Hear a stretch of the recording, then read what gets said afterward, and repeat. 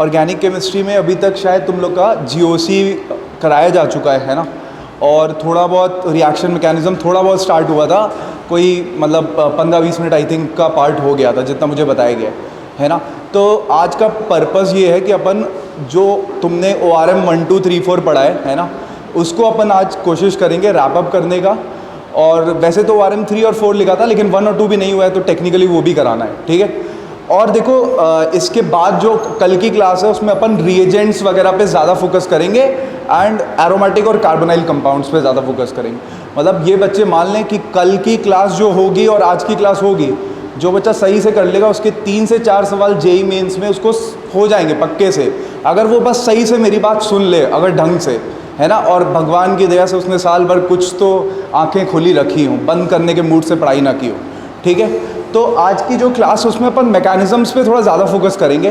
कल वाली क्लास में एरोमेटिक का तो फिक्स है कि भाई एरोमेटिक का एक लल्लू पल्लू सवाल 1 या 2 तो आएंगे ही आएंगे, है ना, जेईई मेन में। और एरोमेटिक कंपाउंड्स में मतलब तुम्हारा कल अमीन्स भी आ जाएगा पूरा, है ना, जितने भी अमीन्स के रिएक्शन है वो भी आ जाएंगे, तो वो अच्छे से कर ले बच्चे, है ना। और बाकी जीओसी वगैरह आराम से अच्छे से हो ही चुका है, तो उसके कंसेप्ट जो हैं वो आज हम अप्लाई भी करेंगे रिएक्शन मैकेनिज्म में, ठीक है। स्टार्ट करें फिर। तो देखो 4 मैकेनिज्म होती हैं सब जो तुम्हें पढ़ाई गई होंगी, है ना बेटा, ठीक है। तो पेन कॉपी सब लोग खोल लें और फोकस बिल्कुल बोर्ड पे करेंगे, है ना। और ऐसा नहीं कि कथा अरे PDF तो मिल ही रहा है, कथा सुन लेते हैं, प्लीज़ ये काम मत करो, लिखते रहो साथ साथ, है ना। जितना ज़्यादा इन्वॉल्व रहोगे उतना बेटर समझ में आएगा, ठीक है। तो 4 चीज़ें हैं ORM 1 2 3 4। ORM 1 में क्या होता है, तुम्हारा न्यूक्लियोफिलिक एडिशन रिएक्शन और SN2TH, है ना। अगर अपन देखें जो 4 मैकेनिज्म्स थी उसमें ORM 1 था सबसे पहले तो, है ना। उसमें तुम्हारा क्या था, NAR था एंड SN2TH। जल्दी से बताएं NAR किस फंक्शनल ग्रुप की कैरेक्टरिस्टिक रिएक्शन है, कौन से फंक्शनल ग्रुप की कैरेक्टरिस्टिक रिएक्शन है, कार्बोनिल कंपाउंड्स की, एल्डिहाइड और कीटोन्स ये रिएक्शन देते हैं। NAR क्या है, न्यूक्लियोफिलिक एडिशन रिएक्शन, बात समझ में आ रही है, ठीक है। तो और SN2TH किसकी है, एसिड डेरिवेटिव्स की, है ना, या ऐसे नहीं, जिस भी नाम से पढ़ाओ, अलग अलग नाम है, अलग लोग अलग अलग बातें कर देते हैं, ऐसा अक्सर हो जाता है लोगों से, ठीक है। SN2TH या SNA दोनों, है ना। ये रिएक्शन मैकेनिज्म 1 में तुमने पढ़ा था। रिएक्शन मैकेनिज्म 2 जो था, है ना, ऑर्गेनिक रिएक्शन मैकेनिज्म 2, उसमें तुमने पढ़ा था बेंजीन, एल्केन, एल्कीन, एल्काइन। मतलब बेंजीन की कैरेक्टरिस्टिक रिएक्शन कौन सी है, बेंजीन में एक electrophile gets substituted by another electrophile, तो उसका नाम बोलते हैं लोग उससे प्यार से, देखो रे देखो इलेक्ट्रोफाइल सब्सटीट्यूट हो गया, और रिएक्शन कौन सी होगी है, इलेक्ट्रोफिलिक सब्सटीट्यूशन रिएक्शन, है ना। बेंजीन की थी। एल्कीन की क्या थी, एल्कीन में इलेक्ट्रोफाइल ऐड होता है, बेंजीन में ऐड नहीं हो पाता है। क्यों, क्योंकि बेंजीन ऐड हो जाएगा तो भैया वो एरोमेटिसिटी लूज कर जाएगा, अब बेंजीन ऐसे पाप नहीं करेगा, है ना। तो इसके बाद आती है हमारी इलेक्ट्रोफिलिक एडिशन रिएक्शन एल्कीन और एल्काइन की, है ना। और एल्कीन में ही एक फ्री रेडिकल की भी रिएक्शन होती थी और एल्केन में भी होती थी। अच्छा, एल्केन में जब भी फ्री रेडिकल होता था तो ज़्यादातर वो क्या होता था, H is substituted by Cl, या कोई मतलब सब्सटीट्यूशन होता था। और एल्कीन वगैरह में भी क्या होता था, एल्कीन में दोनों टाइप की होती थी, है ना। जैसे HBr जब R2O2 लेते थे तो फ्री रेडिकल एडिशन होता था, और एल्कीन को Br2HNu के साथ रिएक्ट कराते थे तो अल्फा पोजीशन पे एलाइलिक सब्सटीट्यूशन होता था। अरे सुना सुना लग रहा है भाई, पहली बार तो नहीं पढ़ रहे हैं, ठीक है। मैंने बोला अगर आँख खुली होंगी तो समझ में आएंगी चीज़ें, है ना। और आगे हम क्वेश्चंस भी करने वाले हैं बहुत सारे, और क्वेश्चंस का लेवल जेईई मेन या उससे अबव ही है, ताकि कंसेप्ट्स अपने बहुत सॉलिड हो जाए, है ना। ये मत एक्सपेक्ट करें कि जैसे लास्ट ईयर पेपर आया था वैसे ही पेपर हर अटेम्प्ट में आएगा, बिल्कुल भी मत ये सोच के जाओ। हो सकता है पेपर उससे अच्छा आए। 3 साल का कवरेज ले लो, 19, 20, 21, उस लेवल की तैयारी नहीं है तो फिर दिक्कत में आ जाओगे, अच्छे से तैयारी कर लो, है ना। क्लियर है क्या मेरी बात। अब देखो फिर क्या होती थी, फ्री रेडिकल में 2 है, एडिशन होती थी या FR-SR होती थी, है ना, सब्सटीट्यूशन रिएक्शन होती थी, ठीक है। अरे कथा मत पढ़ाओ, हम सब पढ़ चुके हैं, अभी क्वेश्चन आएंगे पता चल जाएगा कितना पढ़े, ठीक है। तो ORM 1 ORM 2 में ये 2 चीज़ होती थी। फिर अगला टॉपिक होता था ORM 3। ORM 3 में अपन पढ़ते थे कि हमारी भाई सब्सटीट्यूशन की क्या कहानी है ना। सब्सटीट्यूशन में बहुत सारी मैकेनिज्म थी, SN1, SN2, AR, SN2, SNI, है ना। सब्सटीट्यूशन किसका किसका था बताओ भाई, RX का था और ROH का था, मेन तो यही दो फंक्शनल ग्रुप्स का था प्यारा, अल्कोहल और एल्काइल हैलाइड, ठीक है। अच्छा एलिमिनेशन किसका पढ़ते थे, इन्हीं दोनों में तो एलिमिनेशन भी पढ़ा था हमने ORM4 में, एलिमिनेशन ऑफ बोलो भाई RX एंड ROH। क्लियर है क्या मेरी बात? ये चार मैकेनिज्म हमने पढ़ी थी, कब? जब हमने पढ़ा था ये चैप्टर जो ORM 1 2 3 4 पढ़ा था। अब तुम अच्छे से समझ लो कि जेई मेन में किस कैटर के सबसे ज़्यादा क्वेश्चन आने वाले हैं, यही चार आज करेंगे। टाइम मिला तो रिडक्शन, ऑक्सीडेशन, हाइड्रोलिसिस भी स्टार्ट कर देंगे, ठीक है। बहुत ध्यान से सुनना है।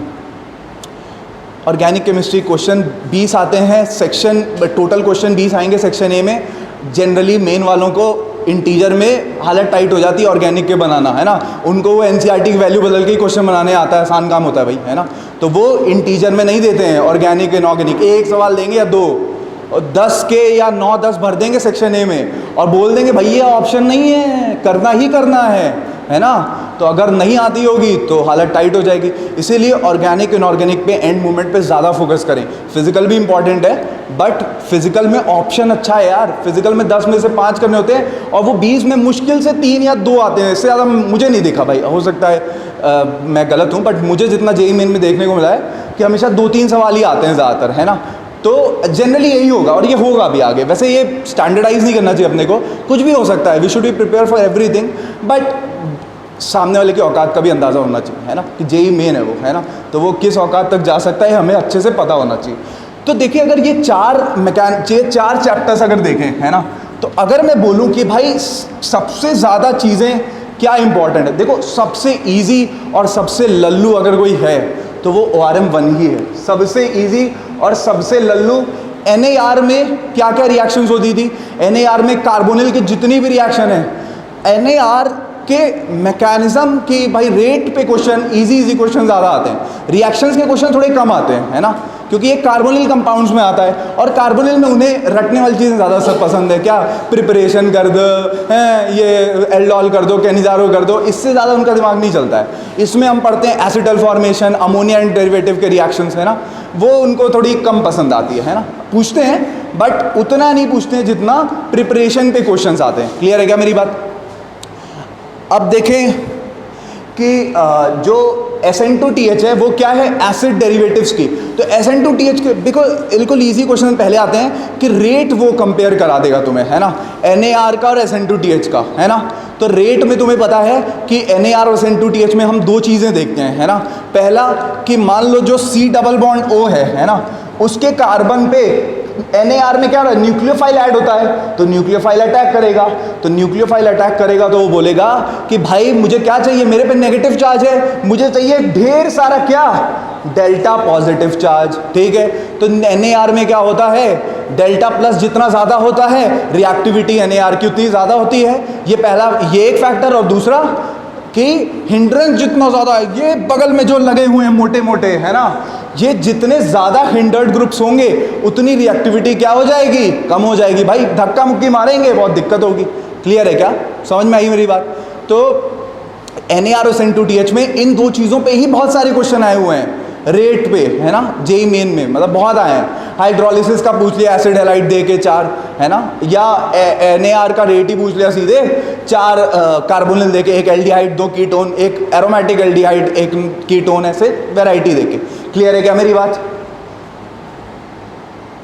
आंखें खुली, याद आ रही है कि आंखें कभी खुली थी, है ना, बचपन में, ठीक है। खैर, तो इसके बाद हम पढ़ते हैं इलेक्ट्रोफिलिक सब्स्टिट्यूशन रिएक्शन। अब 2019 में जब पेपर आया था और 2020 में, तो जेईई मेन वाले पागल हो गए थे, है ना। 2 चैप्टर इलेक्ट्रोफिलिक सब्स्टिट्यूशन और एसिड बेस या एसिड बेस के कंसेप्ट और एरोमेटिसिटी, ये 3 पे बहुत क्वेश्चन आए थे। मतलब 2019 में एक पेपर था, उसमें GOC के ही 4 सवाल थे, जिसमें एसिड बेस और एरोमेटिक के सवाल थे, मतलब इस टाइप के। और फ्रिडल क्राफ्ट के भर भर के सवाल आए हुए हैं, है ना। फ्रिडल क्राफ्ट जिसमें इंट्रामोलिकुलर फ्रिडल क्राफ्ट रिएक्शन हो रहा है, ठीक है, जिसको हम ESR की कैटेगरी में रखते हैं, इलेक्ट्रोफिलिक सब्स्टिट्यूशन रिएक्शन की कैटेगरी में, ठीक है। तो ये भी बहुत अच्छे से बच्चों को एकदम टिप्स पे होना चाहिए। क्लियर है क्या मेरी बात? ER क्या है, इलेक्ट्रोफिलिक एडिशन रिएक्शन, एल्कीन की रिएक्शन। 2021 में ये वाला पार्ट थोड़ा कम था, थर्ड और फोर्थ अटेम्प्ट में आके देखने को मिला था कि हाँ भाई जेई मेन वालों ने इनके भी चीज़ें पूछना चालू कर दी है ना। ठीक है, ऑनलाइन वाले बच्चों की आंखें बंद है, चलो खैर, लग नहीं रहा किसी को पढ़ रहे हैं बच्चे ऑनलाइन वाले कि बस म्यूट करके सो रहे हैं। अच्छा सर, आपको लगेगा कैसे, वीडियो ऑन करके दिखाएं क्या? नहीं नहीं, देखो मेरी बात अब, हाँ हाँ मुझे समझ में आ गया। EAR और FRAR और FRSR ये चार है। अब फ्री रेडिकल के क्वेश्चन ज़्यादा नहीं आते हैं है ना, और फ्री रेडिकल एडिशन में तो कुछ है भी नहीं यार। HBr R2OT वो है, R2O2 एंटी मार्कोनिकॉफ वाला जो है ना, पेरोक्साइड इफेक्ट, वो गले में खराश वाली इफेक्ट है ना, पढ़े होगे तुम अच्छे से। अब इसके बाद जो आता है फ्री रेडिकल सब्स्टिट्यूशन में एल्केन की चीज़ें जो है NCERT में इतना दिया वो मोर देन इनफ है। जो NCERT बेस्ड तुम्हें मैकेनिज्म भी अच्छे से पढ़ाई गई होगी, नोट्स में वो सब लिखवाया गया होगा है ना, कि भाई फ्लोरिनेशन बहुत फास्ट होता है, आयोडिनेशन बहुत स्लो होता है, तो उसमें ऑक्सीडाइजिंग एजेंट डालते हैं है ना, HNO3 टाइप HIO4 टाइप से ऑक्सीडाइजिंग एजेंट लेते हैं ताकि रिएक्शन फास्ट हो जाए। अब फ्री रेडिकल सब्स्टिट्यूशन में एक एलाइलिक वाली सब्स्टिट्यूशन है ना, NBS वाली और Br2HNU वाली है ना। जैसे मान लो कोई एलाइलिक या बेंजाइलिक हैलाइड है ना, तो उसके इस वाले कार्बन पे या इस वाले कार्बन पे क्या होता है, अगर इसको Br2HNU या NBS के साथ रिएक्ट करें वहाँ पे Br लग जाता है ना, एलाइलिक पोजीशन पे, जिसे बोलते हैं हम एलाइलिक या बेंजाइलिक सब्स्टिट्यूशन। क्लियर है क्या मेरी बात, है ना, मेरी बात समझ में आ रही है? अभी ये सब हम देख भी लेंगे, परेशान मत हो, पहले आइडिया तो ले, कुछ यादें तो ताज़ा हो, तब तक कुछ क्वेश्चन मिलेगा, नहीं तो बहुत ठीक सवाल है, मतलब इजी भी हैं और टफ भी हैं और कुछ थोड़े से ट्रिकी भी हैं। कुछ सवाल मेरे खुद के बनाए हुए हैं तो तुम्हें समझ में आएगा कि, और कुछ तो जेई मेन के थोड़े मुझे बताया गया है कि मेन तो बच्चे बहुत अच्छे हैं यहाँ पे है ना, मतलब ऐसा ही बोला गया है ना, हैरानी की कोई बात नहीं है कि जेई मेंस के क्वेश्चन मैक्सिमम बच्चों को कराए जा चुके हैं और बच्चे मैक्सिमम कर चुके हैं है ना। तो सर इनको थोड़ा सा कुछ अलग मटेरियल कराइए, थोड़ा सा कुछ अलग टाइप के क्वेश्चन कराइए है ना। तो मैं थोड़े से अच्छे क्वेश्चन ही लाया हूँ है ना, ईजी लाया हूँ, मेंस ज़्यादा मैं डेविएट नहीं होना चाहता हूँ इस टाइम पे, एंड मोमेंट पे। बट मुद्दा यह है कि ये जो क्वेश्चन है, एक क्वेश्चन सिंगल कंसेप्ट वाले बहुत कम है, मल्टी कंसेप्ट वाले ज़्यादा हैं है ना, ताकि हम लिमिटेड क्वेश्चंस के थ्रू खूब सारी चीज़ें सीख पाएँ। कथा बंद करो, क्वेश्चन करा रहा हूँ, ठीक है, पहले ये कंसेप्ट समझ लो। अब देखो ये वाला जो पार्ट है ना सब्स्टिट्यूशन में, बहुत सारे बच्चे ऑप्टिकल आइसोमेरिज्म को लेके परेशान होते हैं है ना, कि सर नहीं आता है ना। भाई देखो ऑप्टिकल आइसोमेरिज्म NCERT में कहाँ पे है, जो 12th वाला चैप्टर है, मतलब ऑप्टिकल आइसोमेरिज्म है एल्काइल हैलाइड में, हेलो एल्केन एल्लोएरिन में, ठीक है। तुम्हें भरोसा नहीं होगा बट मान लो जेई मेन में लास्ट 2-3 ईयर में जितने भी क्वेश्चन आए ऑप्टिकल के, या तो कायरल कार्बन गिनवाएंगे या यही बहुत इजी सवाल आते हैं, या वो रिएक्शन देंगे तुम्हें SN1 या SN2 या E1 E2 और उसमें तुमसे स्टीरियोकेमिस्ट्री वाली बात कुछ पूछ लेंगे। क्लियर है क्या, जो NCERT में है, क्योंकि NCERT में उस चैप्टर में ही वो है। तो ऑप्टिकल के जैसे बहुत सारे क्वेश्चन ORM 1 और 2 वाले बहुत नहीं आते हैं है ना, ज़्यादातर ऑप्टिकल के जो क्वेश्चन आते हैं मिक्स वो ORM 3 के साथ आते हैं, या वो एकदम ही केमिस्ट्री ऑफ लाइफ पे ही चले जाते हैं, पेनिसिलिन के कायरल कार्बन गिनो है ना। हाँ इन्वर्जन रिटेंशन वाले क्वेश्चन, और कई जैसे आते हैं ना कि D और L मिलेगा, बहुत सारे क्वेश्चन है, रेसमाइजेशन होता है SN1 में, वो सब बहुत सारी बातों पे बहुत वैरायटी के क्वेश्चन आते हैं। तुम बोर्ड सब 12th पास है ना यहाँ पे, मतलब ऑफिशियली तो नहीं बट है ना, मतलब एग्ज़ाम तो दे दिए और लग रहा है पास हो जाएंगे।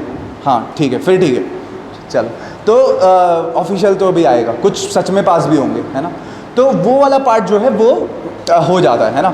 अब देखो जेई मेन में जो 19 और 20 का पेपर, देखो 21 का पेपर ना बहुत ही डायरेक्ट, जैसे इस पहले 2 अटेम्प्ट हुए थे उसमें क्या हुआ था, ये ORM नहीं पूछते भाई, ये सब नहीं पूछेंगे हम क्या पूछेंगे, हम एल्केन का एरोमेटाइजेशन पूछेंगे या ये सब पूछेंगे है ना। एल्केन के रिएक्शन मैंगनीज एसिटेट के साथ कराओ, जिसका लॉजिक वॉजिक नहीं है ज़्यादा, वो NCERT की रिएक्शन है, वो याद ही करनी है ना। तो इस टाइप के क्वेश्चन वो उन्होंने पूछे थे जेई मेंस वालों ने, कब, जब पिछले साल हुआ था है ना। बट लास्ट 19 और 20 में बहुत अच्छे सवाल आए हैं जो ORM पे बेस्ड हैं, उसी के लिए हम तैयारी कर रहे हैं कि हमारा 3 साल पे ग्रिपिंग बहुत अच्छी हो। मेरी बात समझ में आ रही है क्या, ठीक है। अब सब्स्टिट्यूशन एलिमिनेशन में बहुत इजी क्वेश्चन आते हैं। अच्छी बात यह है कि जो बच्चे बिल्कुल ही मतलब कामचोर हैं और बिल्कुल भी पढ़ाई नहीं कर रहे हैं मान लो है ना, तो ये जो चैप्टर है ना ये कंबाइन नहीं होते हैं ज़्यादा। मतलब होता क्या है कि जैसे सब्स्टिट्यूशन या एलिमिनेशन क्वेश्चन आएगा तो एक आएगा, दो आएगा, लेकिन वो तुम्हारे बाकी को बर्बाद नहीं करेगा। तो अगर मान लो तुम बिल्कुल ही नहीं कर पा रहे हो जो भी है, तो मैं ये बोलता हूँ यार भाई ORM 1 बहुत अच्छे से कर लो, ESR अच्छे से कर लो, EAR समझ लो, ये भी बहुत ईजी है, मतलब ORM 2 कर लो, और एरोमेटिक, कार्बोनिल, POC, ये 5-6 चैप्टर्स अच्छे से कर लो, जेई मेन में बहुत अच्छा हो जाएगा। एक क्वेश्चन या दो क्वेश्चन आएगा जो नहीं कर पाओगे, लेकिन मिक्सचर वाले क्वेश्चन नहीं आते हैं, है ना, कि भाई बहुत कम आते हैं, ऐसे कि एल्कोहलिक, KOH, हीट वगैरह थोड़ा बस पता हो ना, NCERT बेस्ड बातें, वो यूज़ होंगी ORM 1 के साथ जब भी मिक्स क्वेश्चन आएगा या कार्बोनिल के साथ आएगा। क्लियर है क्या? तो बच्चे इस तरीके से पढ़ाई समझें कि भाई ऐसे ऐसे हमें चीज़ें देखनी है ना, इस तरीके से दिमाग में बनाएं कि भाई ये रिएक्शन है, और खुद से रिवाइज करें और अपने नोट्स देखें कि कैसे उन्हें क्या पढ़ाया गया, क्या बताया गया, अच्छा ये होता है, अच्छा वो होता है। तो मेरे हिसाब से हमने 10-15 मिनट में बहुत सारी चीज़ें एक बार कवर की कि क्या क्या होता है, और एक आइडिया जाना कि जेई मेन किस हिसाब से चलेगा, है ना। और इस साल के लिए ROR की जितनी भी रिएक्शन है, कौन सी, ROR की 3 रिएक्शन मेनली ROR में होती हैं, या तो ROR की रिएक्शन HI के साथ, है ना, या ROR का बनना जो है प्राइमरीली विलियमसन ईथर सिंथेसिस से बनता है ईथर। हाँ पता है ना, मतलब विलियमसन ईथर सिंथेसिस, कोई भैया थे वो ईथर बना के चले गए थे, है ना, विलियमसन, है ना, तो वो उसकी रिएक्शन जो प्रिपरेशन है विलियमसन ईथर सिंथेसिस वाली, है ना, क्योंकि विलियमसन ईथर में सब्स्टिट्यूशन वर्सेस एलिमिनेशन का बहुत अच्छा कंसेप्ट लगता है। मैं क्वेश्चन भी लाया हूँ, मैं कराऊंगा उसका, है ना, तो वो अच्छे से करनी है बच्चों को, है ना। अच्छा, और सबसे एक और इम्पॉर्टेंट है, NCERT में एल्कोहल का जहाँ पे रिएक्शन लिखा है वहाँ पे ऐसे एरो लगे हैं 2-2 ऊपर नीचे, जहाँ पे ये लिखा है कि 140 डिग्री पे अगर इथेनॉल को लेते हैं तो डाईइथाइल ईथर बनता है, और 170 डिग्री पे लेते हैं तो एलिमिनेशन होता है। पढ़ा है बच्चों ने, देखें जाके कि और ये बहुत इंपॉर्टेंट, लोग ORM पढ़ाते हैं, हम लोग ही पढ़ाते हैं, कई बार छूट जाता है, तो इसीलिए बोलना ये सब चीज़ें देखें अच्छे से, है ना, कि NCERT में दिया, और ये क्वेश्चन आ जाएगा सीधे कि 140 पे क्या बनता है, 170 पे क्या होता है ना, और वहाँ NCERT में दिखा भाई 170 पे एलिमिनेशन वाला मेजर होता है, और 140 पे सब्स्टिट्यूशन वाला जो ईथर बनता है। क्लियर है क्या मेरी बात? तो और सबसे इंपॉर्टेंट जो रिएक्शन है जिससे डायरेक्ट क्वेश्चन आएगा, मैं लिख के दे दे रहा हूँ अभी, जो भी बैठेगा हर 2 दिन के बच्चों को पकड़ूंगा, 4 अटेम्प्ट होते हैं लगभग 2 दिन में, है ना, अगर माने कि जैसे वो मैं एक से के मुंह से तो निकलवा लूंगा, बोलो HI का आया था, बोलेगा हाँ हाँ हाँ सर आया था।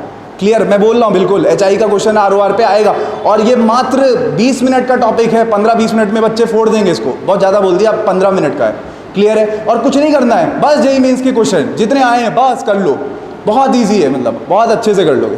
क्लियर है क्या मेरी बात? ठीक है, तो कथा हो गई, कथा समाप्त, है ना। अब देखें कि आपकी आंखें साल भर कितनी खुली थी, और अब स्टार्ट करते हैं, ठीक है। सीरियसली थोड़ा क्वेश्चंस को करना, अगर मज़े करने आए हो तो फिर मतलब दिक्कत होगी, तुम्हें ही पता है, बहुत सीरियस हो, और मेंस का एग्ज़ाम अभी है यार, हमें ही पता है, देखो यार, और ये सब चीज़ें ऐसी होती हैं जो खुद से नहीं हो पाती हैं, टीचर्स बहुत ज़्यादा हेल्प कर दें, बहुत फ़ायदा होता है ऑर्गेनिक इनऑर्गेनिक में, है ना, उसी के लिए तुम्हारी क्लासेस लगाई जा रही हैं अच्छे से, है ना। तो अपने को 2 ही क्लास मिली है, 2 क्लास में पूरा रिएक्शंस का रिवीजन कराना है ना, तो उसको अच्छे से करें, और अगर देखा जाएगा आगे क्या करना है। पहले ये अच्छे से पढ़ लें, अब हम स्टार्ट करेंगे पहले क्वेश्चन से। प्लीज़ सब बच्चे बताएं कि दिख रहा है कि नहीं दिख रहा है। ऑनलाइन वालों बताओ भाई, अगर आंखें अभी भी खुली हैं तो बताओ दिख रहा है? यस सर, दिख रहा है।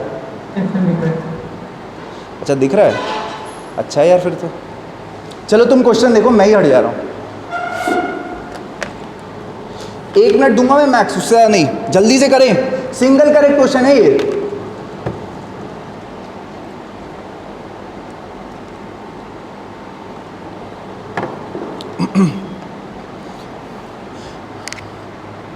सबसे पहले तो फंक्शनल ग्रुप देखते ही समझ में आना चाहिए उसकी कैरेक्टरिस्टिक रिएक्शन क्या है, समझ में आ रही है ना, और क्या होता है, कौन सी रिएक्शन है, ठीक है।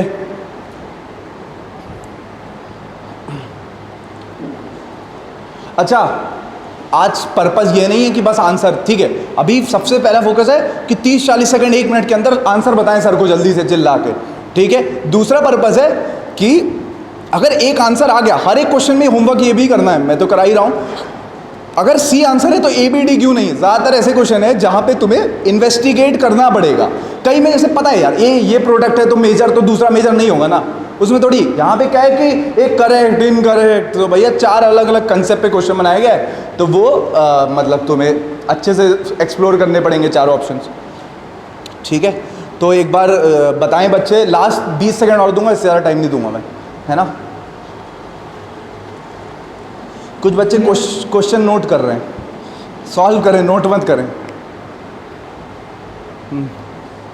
हाँ, कोई कुछ बोल रहा है बेटा? क्या बोल रहे हो? E option?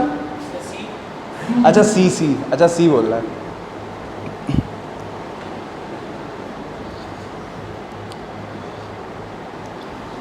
एक बार मेरा एक पेपर था, है ना, उसमें एक टीचर को बुलाया गया करेक्शन कराने के लिए, तो वो आके बोलते हैं कि इसका एक बेटा ई ऑप्शन कर लो। ये बताओ OMR में 4 ही ऑप्शन होते हैं, है ना, ABCD वाली OMR थी, और ई करा रहे हो तो पता है ना ई आंसर होगा, वरना कराते क्यों चेंज आके? तो लोगों के पास दिमाग की अक्सर कमी हुआ करती है। खैर पहला ऑप्शन देखते हैं यार, एक एक करके स्टार्ट करेंगे। क्या है ये? बहुत इंपॉर्टेंट है, मतलब ये ए ऑप्शन जो है ना, ये पता नहीं कितनी बार आ चुका है, जेई मेन में, नीट में, मतलब एडवांस में, सब में आते हैं यार ये सब चीज़ें। रेट ऑफ हाइड्रोलिसिस कैसे देखेंगे बताओ भाई, बता दो। क्या है ये? COCl है, एनहाइड्राइड है, COOCO कुछ, COOET और CONH2। क्या देखते थे बताओ भाई? डेल्टा प्लस देखते थे। अभी तुम बोल रहे थे सर न्यूक्लियोफाइल तब जल्दी से अटैक करेगा जब डेल्टा प्लस अच्छा हो। डेल्टा प्लस बताओ भाई, delta plus, delta plus, delta plus, delta plus, है ना। NH2 अपने लोन पेयर डोनेशन से डेल्टा प्लस को क्या कर रहा है? बहुत कम कर रहा है। OET भी बहुत कम कर रहा है, OCOR भी कम कर रहा है। Cl तो चले यार प्लस m से दे रहा है, लेकिन माइनस आई से खींच भी रहा है। क्लियर है ना। तो अगर हम देखें तो सबसे ज़्यादा Cl वाले की रिएक्टिविटी एसिड क्लोराइड की सबसे ज़्यादा होगी। क्यों? वहाँ पे डेल्टा प्लस ज़्यादा। डेल्टा प्लस क्या है सर? डेल्टा क्या है? डेल्टा प्लस मतलब पॉजिटिव चार्ज डेंसिटी, तो यहाँ पे सबसे ज़्यादा है ना। तो इसकी रिएक्टिविटी सबसे ज़्यादा। फिर इसकी क्यों?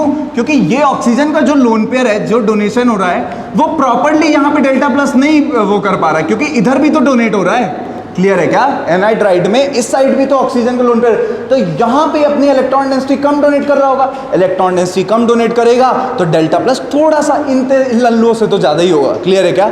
और OET और NH2 में ऑक्सीजन की इलेक्ट्रोनेगेटिविटी ज़्यादा होती है ना, है ना। तो ऑक्सीजन की इलेक्ट्रोनेगेटिविटी ज़्यादा होगी तो कम देगा तो डेल्टा प्लस ज़्यादा होगा कार्बोनिल पे। तो ऑर्डर ये सही लिखा है। क्लियर है क्या?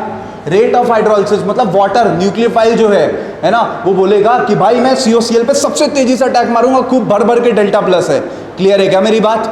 और उसके बाद बोलेगा मैं एनहाइड्राइड पे मार दूंगा, डेल्टा प्लस एसिड क्लोराइड से तो कम है बट है तो, और एस्टर में और एमाइड में तो बहुत ही कम है, और एमाइड में तो बहुत कम है, क्योंकि नाइट्रोजन की इलेक्ट्रोनेगेटिविटी भी कम है, तो तेज तेज डोनेट कर रहा है। क्लियर है क्या? ये हमने प्लस m के ऑर्डर में भी सीखा था, ये वही चीज़ है, कुछ अलग नहीं है, बट फिर भी देख लें, बहुत इंपॉर्टेंट क्वेश्चन है, आता रहता है अक्सर। क्लियर है? अच्छा, एक ही टाइप के 2 फंक्शनल ग्रुप आ जाएं, है ना, उससे भी चीज़ें नीचे दी हैं तो वो भी देख लेंगे, है ना। पहले बताओ ये करेक्ट हुआ कि इनकरेक्ट? ये करेक्ट हो गया, ठीक है। क्या ये करेक्ट आंसर है? नहीं, इनकरेक्ट पूछा है। चलो जल्दी से बताओ। अब 3 एस्टरिफिकेशन आ गया, याद करें, अपनी आंखों को ढंग से खोलें, है ना, और बताएं कि एस्टरिफिकेशन में क्या होता था। एस्टरिफिकेशन में एक कार्बोक्सिलिक एसिड होता था, है ना, और एक था क्या? प्यारा अल्कोहल। ठीक है, तो अल्कोहल जो होता था वो क्या अब, और मीडियम क्या होता था? कॉन्सेंट्रेटेड एसिड लेते थे, HCl या H2SO4 ले लेते थे। तो वो क्या करता था कि इसको प्रोटोनेट कर देता था, और जब ये एसिडिक मीडियम में प्रोटोनेशन हो जाता था तो यहाँ पे डेल्टा प्लस बढ़ जाता था, है ना।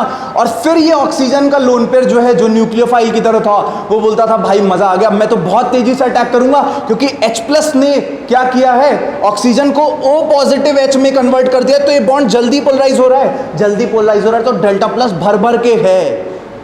क्लियर है? तो यहाँ पे हम बोलते थे कि भैया अल्कोहल जो है वो इस रिएक्शन का क्या है, न्यूक्लियोफाइल है। अल्कोहल क्या है, न्यूक्लियोफाइल है। तो हम बोलते थे कि एस्टेरिफिकेशन में रेट किन चीज़ों पे डिपेंड करता था। पहला फैक्टर, अगर न्यूक्लियोफाइल अटैक कर रहा है, रिएक्शन हो रही है यहाँ पे, है ना, तो रिएक्शन न्यूक्लियोफिलिक, यहाँ पे एडिशन या SN2TH होगा, कार्बोक्सिलिक एसिड है तो SN2TH फैशन में जाएगा। तो हम क्या देख रहे थे इसमें, पहला फैक्टर अभी तुमने बताया था कि सर डेल्टा प्लस भर भर के एकदम बाल्टी भर डेल्टा प्लस हो। दूसरा, हिंड्रेंस बहुत कम हो, मतलब चीटी भर हिंड्रेंस हो, है ना, बहुत थोड़ा सा हिंड्रेंस हो ताकि अटैक कर जाए। तो RCOOH में हम क्या बोलेंगे कि सबसे, तो हम बोलते थे रेट जो है वो delta plus on carbonyl carbon के प्रोपोर्शनल होगा और इन्वर्सली प्रोपोर्शनल होगा किसके, हिंड्रेंस ऑन कार्बोनिल या जो भी, मतलब यहाँ पे कार्बोक्सिलिक एसिड है क्योंकि SN2TH हो रहा है, तो हिंड्रेंस ऑन या कार्बोक्सिलिक एसिड ही लिख लें, है ना, ठीक है। और यहाँ पे भी कार्बोक्सिलिक एसिड लिख लें क्योंकि हम इसके लिए पढ़ रहे हैं, वरना NAR के लिए भी यही चीज़ लगती है। तीसरा फैक्टर क्या था, न्यूक्लियोफिलिसिटी ऑफ ROH, है ना। ये हमने एस्टेरिफिकेशन में 3 फैक्टर पढ़े थे, आपने नहीं पढ़ाया था, अभी जिसने ही पढ़ाया था। ROH की न्यूक्लियोफिलिसिटी अच्छी होगी तो क्या होगा, रेट ज़्यादा होगा, ठीक है। तो अब आओ देखते हैं, पहला समझ गए। दूसरा, एस्टेरिफिकेशन, बड़े बड़े ग्रुप्स लगे हुए यार, बहुत ज़्यादा हिंड्रेंस है, साथ में प्लस आई भी बहुत ज़्यादा है, डेल्टा प्लस भी साला खत्म हो चुका है यार, क्लियर है क्या मेरी बात। तो ये इसकी रिएक्टिविटी क्या होगी, सबसे लल्लू होगी, सबसे कम होगी, वही तो दे रखा है। तो ये भी क्या है, करेक्ट है, क्लियर है क्या मेरी बात। एस्टेरिफिकेशन है, अल्कोहल है, फिनॉल है, नाइट्रोफिनॉल है, NO2 क्या कर रहा है, -M लगा रहा है। यहाँ फिनॉल का लोन पेयर क्या है, डीलोकलाइज है, यहाँ क्या है, लोकलाइज्ड है। हम क्या बोलेंगे कि एस्टेरिफिकेशन में हमें अल्कोहल दिख गया, अल्कोहल दिखते हमारे दिमाग में क्या आएगा, न्यूक्लियोफिलिसिटी किसकी बेटर होगी, तो बोलोगे यार लोकलाइज्ड है, लल्लू है, लोकल घर पे बैठा हुआ है ना, तुरंत डोनेट कर देगा आराम से। यहाँ पे घूम रहा है, डोनेट अच्छे से नहीं कर पाएगा, तो ये तो गलत है। अच्छा, इसका करेक्ट ऑर्डर क्या होगा, NO2 जो है वो -M है, तो वो और डिस्टर्ब करेगा, और ज़्यादा खींचेगा, है ना। तो एक्चुअली उल्टा order will be the correct answer, है ना, ऐसे होगा करेक्ट आंसर। समझ में आ रहा है, बताओ भाई, जिन जिन बच्चे पढ़ रहे हैं वो समझ में आ रहा है, हम नहीं पढ़ रहे हैं। अच्छा ठीक है, इसका आंसर ये क्या है, ये करेक्ट है कि इनकरेक्ट है, तो इनकरेक्ट ही करेक्ट है फिलहाल तो है, तो आंसर C है, हाँ है। तो D हम नहीं चेक करेंगे, एग्जाम में नहीं करेंगे, एग्जाम में ये भी नहीं करेंगे, मतलब जल्दी जल्दी देखना, एग्जाम में तुरंत तुरंत खटाखट स्कैन करना है। फिर भी अब तो हम सीखने आए हैं, कर लो। क्या करेंगे, हिंड्रेंस में कोई फर्क नहीं है ज़्यादा, अरे डेल्टा प्लस चेक कर लो, डेल्टा प्लस चेक कर लो, डेल्टा प्लस चेक कर दो, NO2 -M, CH3 +H +I, है ना। तो NO2 -M से खींच रहा है तो पॉजिटिव चार्ज बढ़ रहा है, डेल्टा प्लस बढ़ रहा है, तो रिएक्टिविटी क्या हो रही है। कुछ बच्चे हाथ देख के फंस गए, मेरे हाथ पे मत जाए, बहुत गलत हूं मैं, है ना। अगर डेल्टा प्लस बढ़ेगा तो रिएक्टिविटी बढ़ेगी भाई, तो NO2 वाले की रिएक्टिविटी सबसे ज़्यादा है, सही तो लिखा है यार, तो ये करेक्ट है, तो ये करेक्ट आंसर है, नहीं है। क्लियर है क्या, समझ में आया ये क्वेश्चन, अच्छे से समझ लो, डायरेक्ट क्वेश्चन आएगा, कंसेप्ट अगर सीख गए तो। बहुत लल्लू है, मतलब रिएक्शन मैकेनिज्म से वो कुछ नहीं है ना, पता नहीं क्यों डरते रहते हो। क्लियर है, पहला क्वेश्चन डन। आंसर क्या हो गया इसका, जो भी है, खैर ठीक है, मैं आंसर को रेड से भी मार्क कर दे रहा हूँ कि ठीक है। चलो जल्दी से बताओ, ये दिख रहा है क्लियर, ये अच्छा क्वेश्चन है थोड़ा, बट ये क्या है, मैं वो चीज़ें ज़्यादा लाया हूँ जो बिल्कुल डायरेक्ट नहीं है, मतलब, है ना। मैं अज्यूम कर रहा हूँ कि तुम नोट्स तो देख के आए हो, है ना, तो चीज़ें थोड़ी अच्छी वाली ही मैं लाया हूँ, है ना। चलो बताओ भाई, ये पहले पता है सब बच्चों को दिख रहा है क्या ये क्वेश्चन क्लियरली, फिर तो बहुत अच्छी बात है। ऑनलाइन में तो मुझे अच्छे से दिख रहा है कि दिख रहा है, ऑफलाइन वालों को भी दिख रहा है, तो बहुत सही है। देखो पहला क्या है, मैं रिएजेंट्स एक बार पढ़ लेता हूँ। Mg ether PHCHO H3O+, Mg ether PHCHO H3O+, CH3CO CH3 H3O+, CH3 CH2 MgBr 1 equivalent और H3O+, लास्ट वाले में। तो बोला गया है point out the incorrect Grignard reaction, है ना, क्योंकि सब में ग्रिग्नार्ड रिएजेंट का यूज है, तो बोल दिया लोगों ने ग्रिग्नार्ड रिएक्शन, और ऑप्शन दिए हैं, तो M सिंगल करेक्ट है ये भी, है ना। आंसर 1 2 3 4 में से बताना है, कोई गधा ABCD में से ना बताए, है ना। 1 2 3 4 में से आंसर बताना है, नीचे है ऑप्शन, ठीक है। करें इसको, अटेम्प्ट करें। मैं 1.5 मिनट दे रहा हूँ इस क्वेश्चन के लिए। अच्छा सवाल है ये, इकलौता ये मेरा फेवरेट क्वेश्चन है ये, मतलब ग्रिगनार्ड का है ना। ये डायरेक्टली ये एक बुक आती है एलजी वाड़े नहीं, वो एलजी वेड है, उसी का क्वेश्चन है ये। बहुत अच्छा क्वेश्चन है, एज इट इज़ आ जाएगा जेई एडवांस में या जेई मेन में, कहीं भी आ सकता है ना। और कुछ टफ है ही नहीं यार, डायरेक्ट क्वेश्चन है। करो तो एक बार। एलजी वेड का बहुत प्यारा सवाल है और बहुत सिंपल है, तुम लोग ट्राई तो करो। कर दें तो दो, अच्छा कर लो भाई।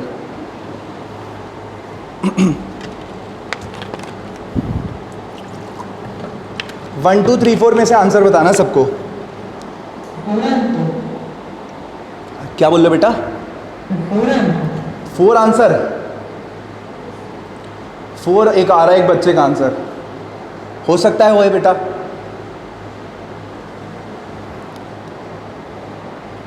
बताते हैं, अभी डिस्कस करेंगे, परेशान मत हो, सबको अटेम्प्ट करने दो।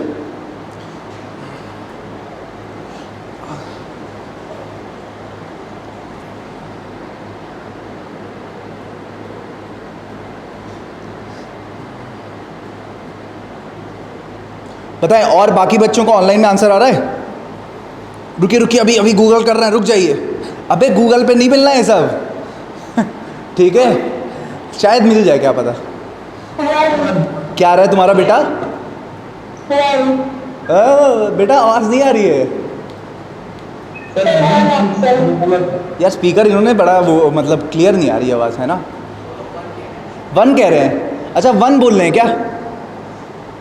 अच्छा बेटा चैट में भेज दो, मैं चैट देखता हूँ, आज चैटे करते हैं, ठीक है। जल्दी से भेजो, लेकिन टाइम नहीं है। अच्छा बाकी बच्चे बताएं यार, अब डिस्कस करेंगे इसको, ठीक है। अब देखो ध्यान से, बहुत प्यारा सवाल है, बहुत अच्छा सवाल है, कंसेप्ट सीख जाओगे एसिड बेस रिएक्शन का। हाँ, इसका करेक्ट आंसर होगा 3, ठीक है। किसी का सही नहीं था, मतलब जिसका सही है वो खुश हो जाए, अपने लिए ताली बजा ले, ठीक है। और मैं भी बजा दूंगा, बट जितने बच्चों ने बोला वो सही नहीं था, ठीक है।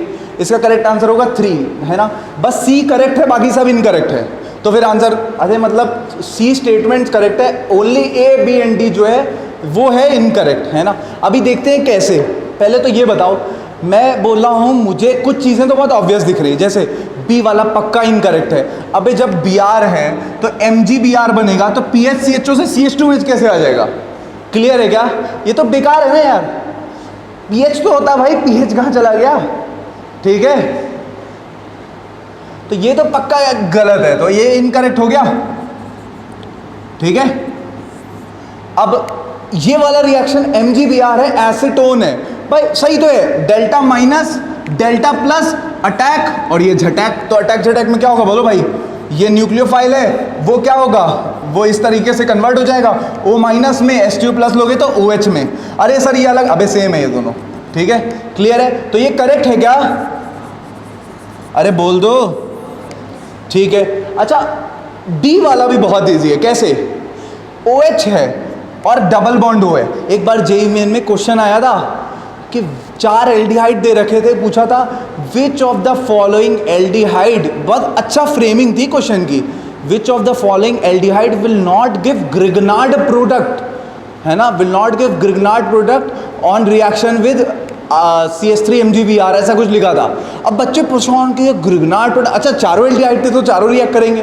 देखो सिंपल सी बात है, कोई भी तुम एल्डिहाइड या कीटोन लेते हो, है ना, तो उसका RMgX के साथ रिएक्शन कराते हो तो अल्कोहल बनता है। एल्डिहाइड लोगे तो 2 डिग्री अल्कोहल बनेगा, है ना। तो लेकिन ऐसा हमेशा नहीं होगा, मतलब मान लो तुमने कोई ऐसा फंक्शनल ग्रुप लगा दिया जिसकी रिएक्टिविटी एल्डिहाइड से ज़्यादा है या कीटोन से ज़्यादा है, तो और एक इक्विवेलेंट ही, उसमें लिखा था कि क्वेश्चन में कि एक इक्विवेलेंट ही ग्रिगनार्ड ले रहे हैं, है ना, तो फिर वो उस पर रिएक्ट करेगा ना, एल्डिहाइड कीटोन पे थोड़ी करेगा, क्योंकि तुमने बोला एक इक्विवेलेंट है ना। तो यहाँ पे भी सेम है, ये है एसिडिक H, क्या है बोलो? तो H डेल्टा प्लस होता है एसिडिक H, तो H डेल्टा प्लस और CH3 CH2 delta minus delta plus क्या बन जाएगा? बुलबुले मिल जाएंगे। हम बुलबुले हैं किसके? एल्केन के। बोलो भाई क्या बना? इथेन बन रहा है ना, CH3 CH3। तो ये तो कचरा है, NaR थोड़ी होगा, क्या होगा? एसिड बेस रिएक्शन होगा। अच्छा प्रोडक्ट क्या होगा? प्रोडक्ट पता है क्या होगा? प्रोडक्ट जो रिएक्टेंट है वही होगा, और एक साथ में एल्केन के बुलबुले निकलते रहेंगे मिक्सचर से। कैसे सर? जब ये O माइनस बनेगा, वापस से हाइड्रोलिसिस करोगे तो वापस से OH बन जाएगा, है ना, तो हम बुलबुले मिल जाएंगे, बाकी क्या मिल जाएगा, बाकी तुम्हें ETH मतलब इथेन मिल जाएगी गैस, है ना। तो ये करेक्ट है कि इनकरेक्ट है? अब अच्छा जो था वो ए वाला है ना, बहुत अच्छा सवाल है, ऐसा मार्केट में भी है और ये तो अब बहुत अच्छी बुक का क्वेश्चन है। देखो NHBr अब पढ़ाया जाता है कि जब भी ग्रिग्नार्ड रिएजेंट बनाते हैं हम, है ना, तो हम कुछ ऐसा कोई फंक्शनल ग्रुप नहीं रहते हैं जहाँ पे ग्रिग्नार्ड अटैक कर जाए या रिएक्ट कर जाए, है ना। हम बोलते हैं कि ग्रिग्नार्ड में टर्मिनल एल्काइल नहीं होना चाहिए, अल्कोहल नहीं होना चाहिए। क्यों? क्योंकि जैसे ही तुम ग्रिग्नार्ड RMgx RBr से RMgx बनाओगे तो वो डेल्टा माइनस जो है वो OH का या CH3 ट्रिपल बॉन्ड CH का डेल्टा प्लस लेके तुरंत वो ग्रिग्नार्ड खत्म हो जाएगा, डिस्ट्रॉय हो जाएगा। क्लियर है क्या मेरी बात, है ना। तो हम ये बोलते हैं कि ये जो क्वेश्चन है मैं इसका एग्जैक्ट प्रोडक्ट भी लिख दे रहा हूँ। क्लियर है क्या मेरी बात? हाँ मैं एक बार फिर कर रहा हूँ। अरे तुम परेशान मत हो यार ऐसे, मतलब है ना, एक बार क्या 2 बार रिपीट करेंगे। हाँ बस 20 तारीख तक, ठीक है। अब मेरी बात ध्यान सुनो, मैं ये बोल रहा था कि जैसे देखो इस क्वेश्चन के थ्रू ही समझ जाएंगे। ये क्वेश्चन था NH था और क्या था, Br था। ये बात तो क्लियर थी सबको, बोलो भाई ये था। अच्छा पहले स्टेप में क्या था, मैग्नीशियम लिया था, है ना। बताओ भाई क्या होगा मैग्नीशियम के साथ, MgBr बन जाएगा। क्लियर है? MgBr में क्या कौन सा चार्ज है, कार्बन पे, जल्दी से बताओ कार्बन पे। अच्छा एक बार IIT ने यही क्वेश्चन पूछ लिया था, कार्बन पे मतलब कि ये आयनिक है कोवेलेंट। भाई ये डेल्टा नेगेटिव है, नेगेटिव नहीं है, समझ रहे हो। 35-40% के आसपास होता है इसका तो करेक्टर। तो डेल्टा माइनस जो है मतलब ये प्योर नेगेटिव चार्ज नहीं होता है ग्रिग्नार्ड में, R डेल्टा माइनस, इसलिए 50 बार डेल्टा माइनस लिख रहा हूँ, ठीक है। तो R डेल्टा माइनस जो है, ठीक है, हमें पता है कि ग्रिग्नार्ड जो होता है वो बहुत शक्तिशाली बेस है ना। वो N का अटैच्ड हाइड्रोजन भी ले जाता है, इलेक्ट्रोनेगेटिव। अच्छा ये बताओ ये N है, N क्या होता है, इलेक्ट्रोनेगेटिव होता है। याद करें हम वो 11th के वो प्यारे लम्हे जब हम पीरियोडिक टेबल पढ़ रहे थे और हमें चीज़ें समझ में आ रही थी, उसमें हमें ये बताया गया था कि N की इलेक्ट्रोनेगेटिविटी लगभग 3 के आसपास होती है। तो अगर 3 वाले से अटैच हाइड्रोजन है तो उस पर क्या होगा, डेल्टा कौन सा चार्ज होगा, जल्दी से बताओ, पॉजिटिव, है ना। अगर डेल्टा प्लस होगा और यहाँ डेल्टा है तो भैया ग्रिग्नार्ड तो बोलेगा मैं तो एसिडिक H चुरा लेता हूँ और N का भी चुरा लेता हूँ। ये सब मैं अभी समझा नहीं रहा हूँ कि RNH2 का ग्रिग्नार्ड के साथ रिएक्शन क्यों फीजिबल है, क्योंकि ये तुम्हें पढ़ाया जा चुका है ना, कि RNH2 का भी फीजिबल हो जाए, क्योंकि ग्रिग्नार्ड में राइट साइड एल्केन बनेगा और कोई भी एसिड बेस रिएक्शन होती है वो स्ट्रॉन्ग एसिड से वीक एसिड की तरफ मूव करती है ना, तो वो फीजिबल हो जाएगा। अब ये बहुत सारी चीज़ें हो जाएंगी, कितना कुछ बता सकते हैं 1.5 घंटे में। तो जो चीज़ें लग रहा है ना कि तुम्हें नहीं समझ में आई तो लिख लो, पूछ लो या रिवाइज कर लेना घर जाके, दोनों ऑप्शन है, ठीक है। अब बताओ भाई डेल्टा माइनस डेल्टा प्लस। अब हम बोलते हैं कि ऐसा ग्रिग्नार्ड तुमने ले लिया जिसमें एक ऑलरेडी एक ऐसा ग्रुप है जिससे ग्रिग्नार्ड रिएक्ट कर जाए तो ग्रिग्नार्ड डिस्ट्रॉय हो जाए। कैसे, देखो ध्यान से, ये डेल्टा माइनस डेल्टा प्लस से रिएक्ट कर जाएगा, क्या हो जाएगा बोलो, N पे क्या आ जाएगा, डेल्टा नेगेटिव, और यहां लग जाएगा MgBr, है ना, और वहां पे क्या लग जाएगा, वहां पे H लग जाएगा। ये समझ में आया, ये डेल्टा नेगेटिव ये डेल्टा पॉजिटिव से कंबाइन कर गया है, H बन गया है ये। अब भैया बेंजल डिहाइड पे पता है कौन अटैक करेगा, नाइट्रोजन अटैक करेगा। क्लियर है, समझ में आ रही है मेरी बात। अब PHCHO लिया था तुमने, बोलो, ये अटैक करेगा और ये NaR हो जाएगा, तो प्रोडक्ट क्या बनेगा, मैं डायरेक्ट बना रहा हूं, देखें बच्चे बना पा रहे हैं कि नहीं, ठीक है। ये क्या बन जाएगा, CH OH और PH, है ना, आफ्टर हाइड्रोलिसिस ऑब्वियसली, मतलब इसके बाद 3rd स्टेप में तुम जो हाइड्रोलिसिस करा रहे थे वो करा दोगे तो O- OH में कन्वर्ट जाएगा, है ना। कितने बच्चे ये प्रोडक्ट बना पा रहे हैं वो हाँ बोल दें, मतलब एक बार, है ना, कि हाँ सर हमें ये चीज़ समझ में आ गई, क्योंकि इसमें एसिड बेस रिएक्शन का कंसेप्ट लगा है, NaR का लगा है ना। तो अच्छा क्वेश्चन है ये, बहुत समझ में आया। जो बच्चा ऑनलाइन में पूछा था उसको आया, बोलो बेटा, अरे बोल रहे बचुआ, ठीक है, तो आ गया, वेरी गुड, है ना। तो ये क्वेश्चन था मतलब एसिड बेस रिएक्शन और ग्रिग्नार्ड के कंसेप्ट पे बेस्ड, ठीक है। अच्छा मैं एक बार जल्दी से बता देता हूँ कि RNH2 जो है वो RMgx के साथ रिएक्शन करेगा, तो ये डेल्टा नेगेटिव है, H पे क्या है, डेल्टा पॉजिटिव है ना। तो ऐसे बना लें, या तो RNH2 कैसे होता है, RNH H पे डेल्टा प्लस, तो यहाँ पे क्या हो जाएगा RH बन जाएगा। ये मान लो R डैश है तो R डैश H बन जाएगा, और वो तुम्हारा RNH डेल्टा नेगेटिव MgBr वाला बन जाएगा। क्लियर है? अच्छा, RNH2 से R डैश H बन रहा है। हमें पता है कि नाइट्रोजन से अटैच हाइड्रोजन जो होता है वो ज़्यादा एसिडिक होता है, तो स्ट्रॉन्ग एसिड से वीक एसिड जा रही है, रिएक्शन फिजिबल होगी। काहे को फिजिबल? देखो ध्यान से, कोई भी रिएक्शन क्यों स्ट्रॉन्ग एसिड से वीक एसिड जाती है? मैं जब पढ़ता मुझे समझ नहीं आता था, ये क्या यार, स्ट्रॉन्ग से वीक क्यों जाएगी? हम साला वीक से स्ट्रॉन्ग बनना चाहते हैं लाइफ में, है ना? ऐसे कुछ नहीं है, बहुत सिंपल है। ये बताओ HCl क्या है, स्ट्रॉन्ग एसिड है कि वीक एसिड है? जल्दी से बताओ। और एसिटिक एसिड क्या है, स्ट्रॉन्ग की वीक? क्या है? वीक है। अच्छा ये बताओ, जब डिसोसिएट करेगा तो HCl ज़्यादा H प्लस देगा कि एसिटिक एसिड? HCl। तो जो स्ट्रॉन्ग है वो टूट जाता है तो उसको बोलते हैं क्या है, वो लेस स्टेबल है। और जो वीक है वो नहीं टूटता, वो पकड़ के रखा अपने H को, वो जल्दी नहीं दूंगा, मैं नहीं दूंगा अपना H, समझ रहे हो?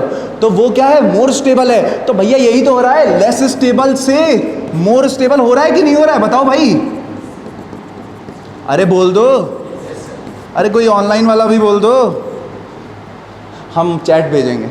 ठीक है, चलो आगे बढ़े। मैं आगे बढ़ रहा हूँ, ये क्वेश्चन हमने कवर कर लिया है, ठीक है। चलो ये भी क्वेश्चन है, ये दो कंसेप्ट पे मिक्स्ड है ना? क्या? रिएक्शन मैकेनिज्म 1 और रिएक्शन मैकेनिज्म 2। देख मतलब थोड़ा बहुत है, मतलब पता नहीं, देखें करके देखें, है ना?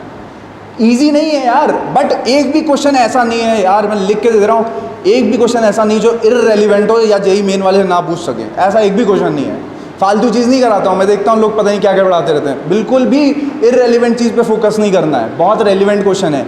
अभी आगे ये सब तो उठाए हुए हैं, कुछ मेरे ही बनाए हुए सवाल आगे आएंगे, वो ट्रैप वाले ज़्यादा हैं, ये तो बहुत ईजी हैं, मतलब करो। तो ग्रिग्नार्ड का अच्छा खासा रिवीजन हो गया।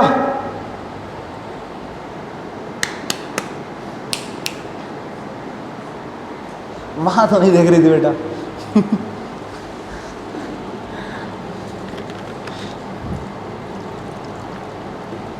क्या वो मैथ्स का पेपर ख़राब हो गया क्या? मैथ्स का था ना शायद, कोई था ना पेपर तुम लोग का, बोर्ड का? अच्छा, तो ख़राब होने के बाद ही पता चलता है ख़राब हुआ है। हम जेईई पे ध्यान दे रहे हैं, ठीक है। चलो सब लोग अटेम्प्ट करें।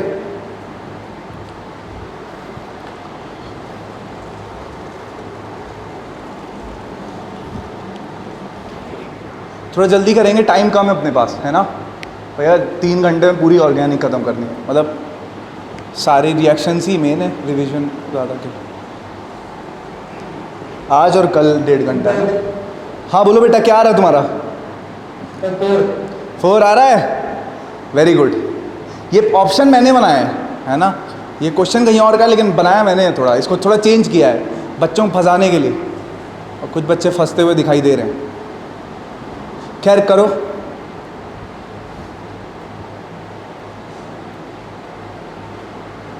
अभी डिस्कस किया, देखते हैं तुम्हें कितना समझ में आया। पिछला क्वेश्चन जो है उसी कंसेप्ट पे है ये क्वेश्चन, और आगे के रिएक्शन भी सही से लिखने आना चाहिए।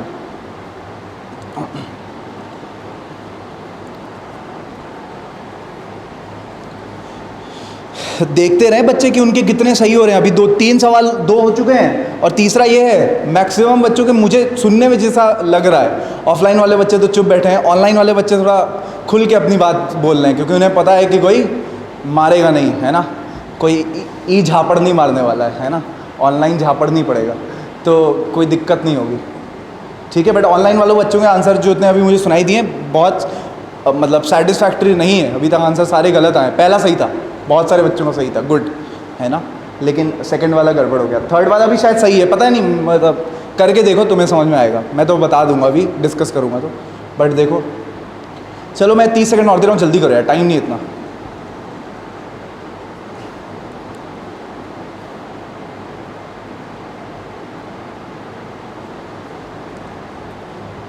चलो डिस्कस करते हैं। अब मेरी बात बहुत ध्यान सुनो। पीएच MgBr पे कौन सा चार्ज है फिनाइल पे?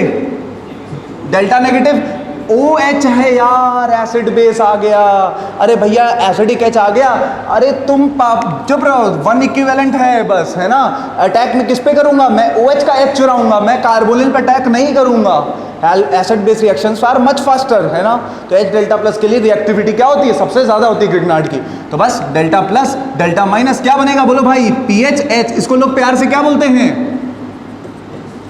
बेंजीन। अच्छा ये सॉल्ट थोड़ी है, सॉल्ट क्या है? सॉल्ट तो वही होगा, क्या सॉल्ट होगा? ये डबल बॉन्ड O था ना, CH2O, और O पे नेगेटिव और वो MgBr, है ना, यही सॉल्ट है, ठीक है। तो इस सॉल्ट के हाइड्रोलिसिस अगर कराएंगे तो क्या बनेगा बोलो?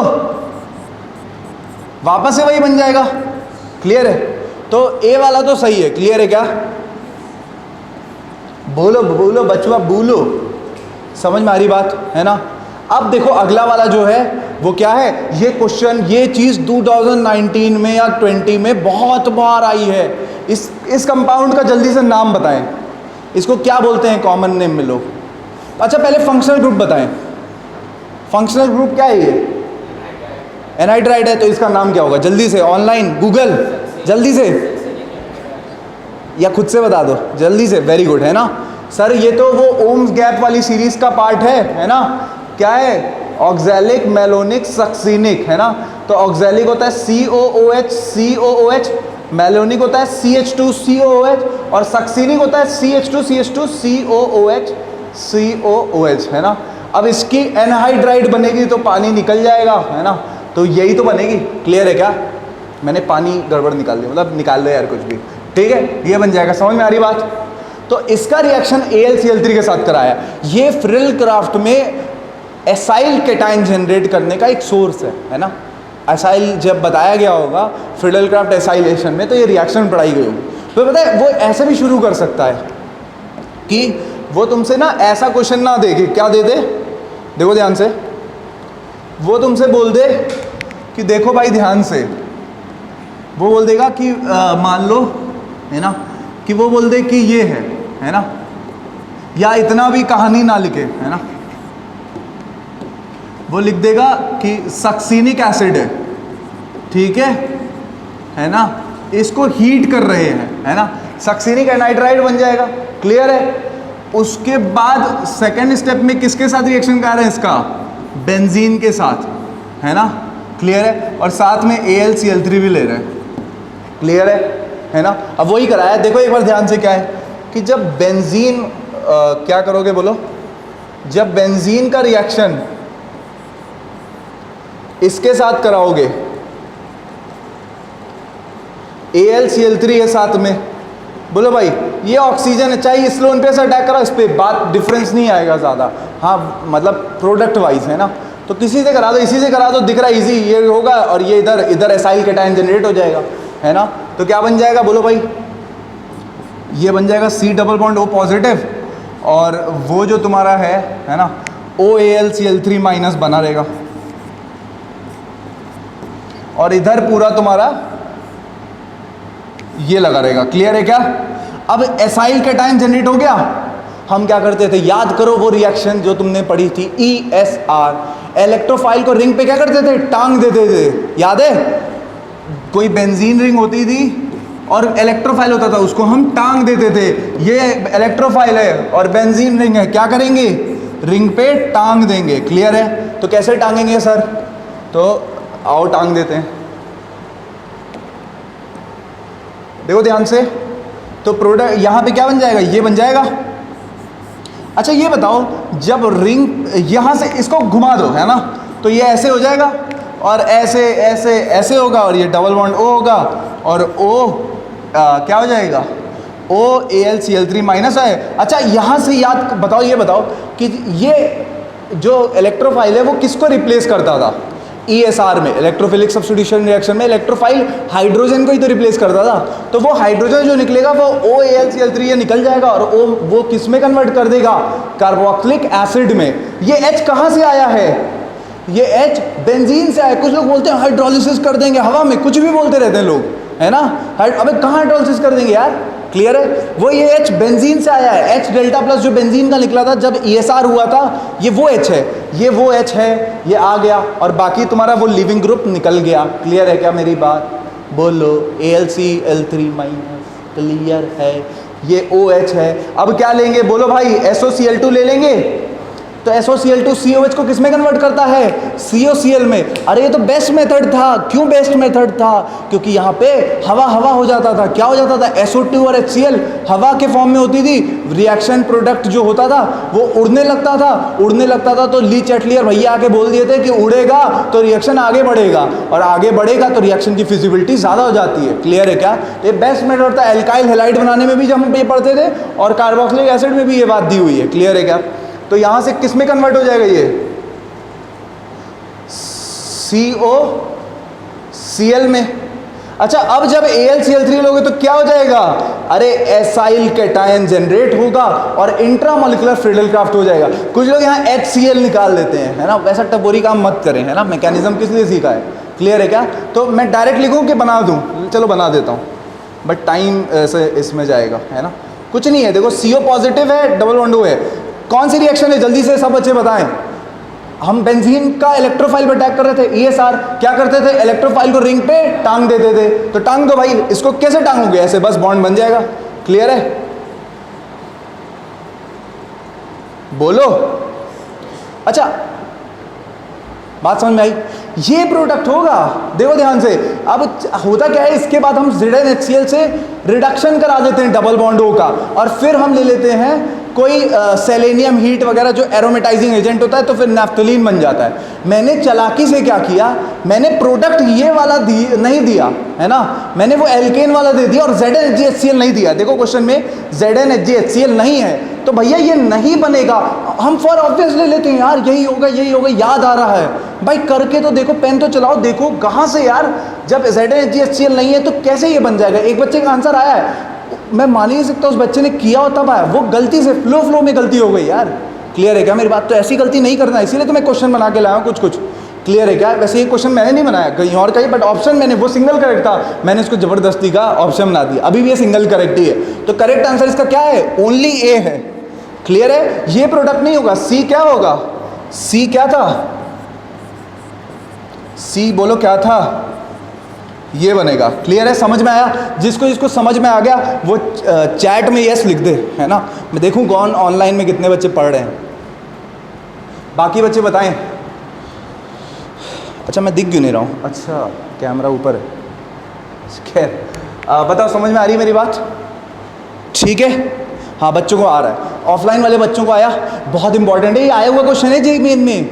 ये वाली रिएक्शन A प्लस ये वाली आई हुई है ना? मैं हवा में कुछ भी खुद से नहीं करा रहा हूँ, ऑथेंटिक। क्लियर है? और ये तो आ ही सकती है ना यार, अभी तो सीख लिया तो समझ गए। दो चीज़ मिक्स हो गई, क्या? ORM1 ORM2 दोनों मिक्स हो गई। क्लियर है? ठीक है, तो ये ऐसे मिक्सचर वाले क्वेश्चन हो गए। कर लोगे? वेरी गुड, है ना? बहुत सारे बच्चों को ऑनलाइन में यस लिख रहे हैं, मतलब सब पढ़ रहे हैं और समझ भी आ रहा है। Very good. चलो, तो आंसर इसका बोथ B एंड D नहीं होगा, मतलब जो भी है both A and D, third वाला नहीं होगा। क्लियर है? तो C एक्चुअल प्रोडक्ट भी उन्हें बता दिया, PPT भी है, PDF तुम्हारे पास आई। ये करो, ये IIT का 2013 का क्वेश्चन है और लास्ट ईयर ही जेईई मेन के पास क्वेश्चन खत्म है मेरे भाई। अब वो टीपा टापी करेगा या पुराने क्वेश्चन को ही उठा के दे देगा? ये IIT में आया हुआ क्वेश्चन है, जेईई मेन में डायरेक्ट आ गया।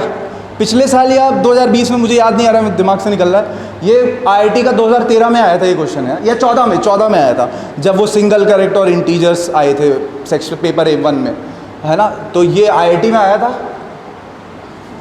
चलो बताएं भाई, बहुत इजी क्वेश्चन है, लेकिन ये बताएं। ये क्वेश्चन के लिए मैं 30 सेकंड से ज़्यादा नहीं दे पाऊंगा। मेरा मतलब थोड़ा, भाई IIT क्वेश्चन है, कैसे नहीं हो सकता हमसे, है ना? हमने तो किया होगा।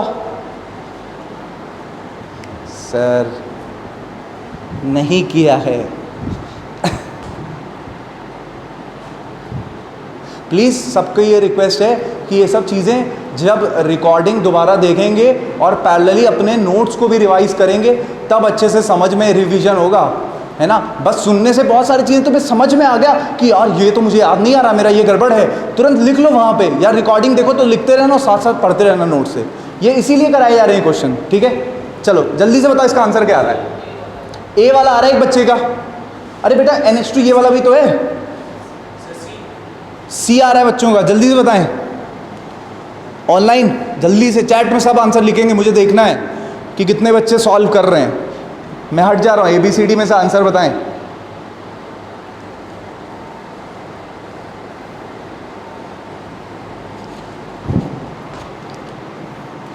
बच्चों का A आ रहा है ना, कुछ बच्चों का C आ रहा है, कुछ बच्चों का B भी आ रहा है, यही है IIT बहुत। और ये मेन में ऐसा नहीं होता है, मेन में ऑप्शन या तो होता है या नहीं होता है, इतना दिमाग से ऑप्शन नहीं बनाते मेन वाले, है ना, या बनाते हैं तो फिर एम्बिग्यूअस ही बनाते हैं। ये IIT है, देखो क्या हर टाइप की, वो खुद सोचा है कि बच्चा क्या सोच सकता है और हर चीज़ एक ऑप्शन में डाला हुआ है।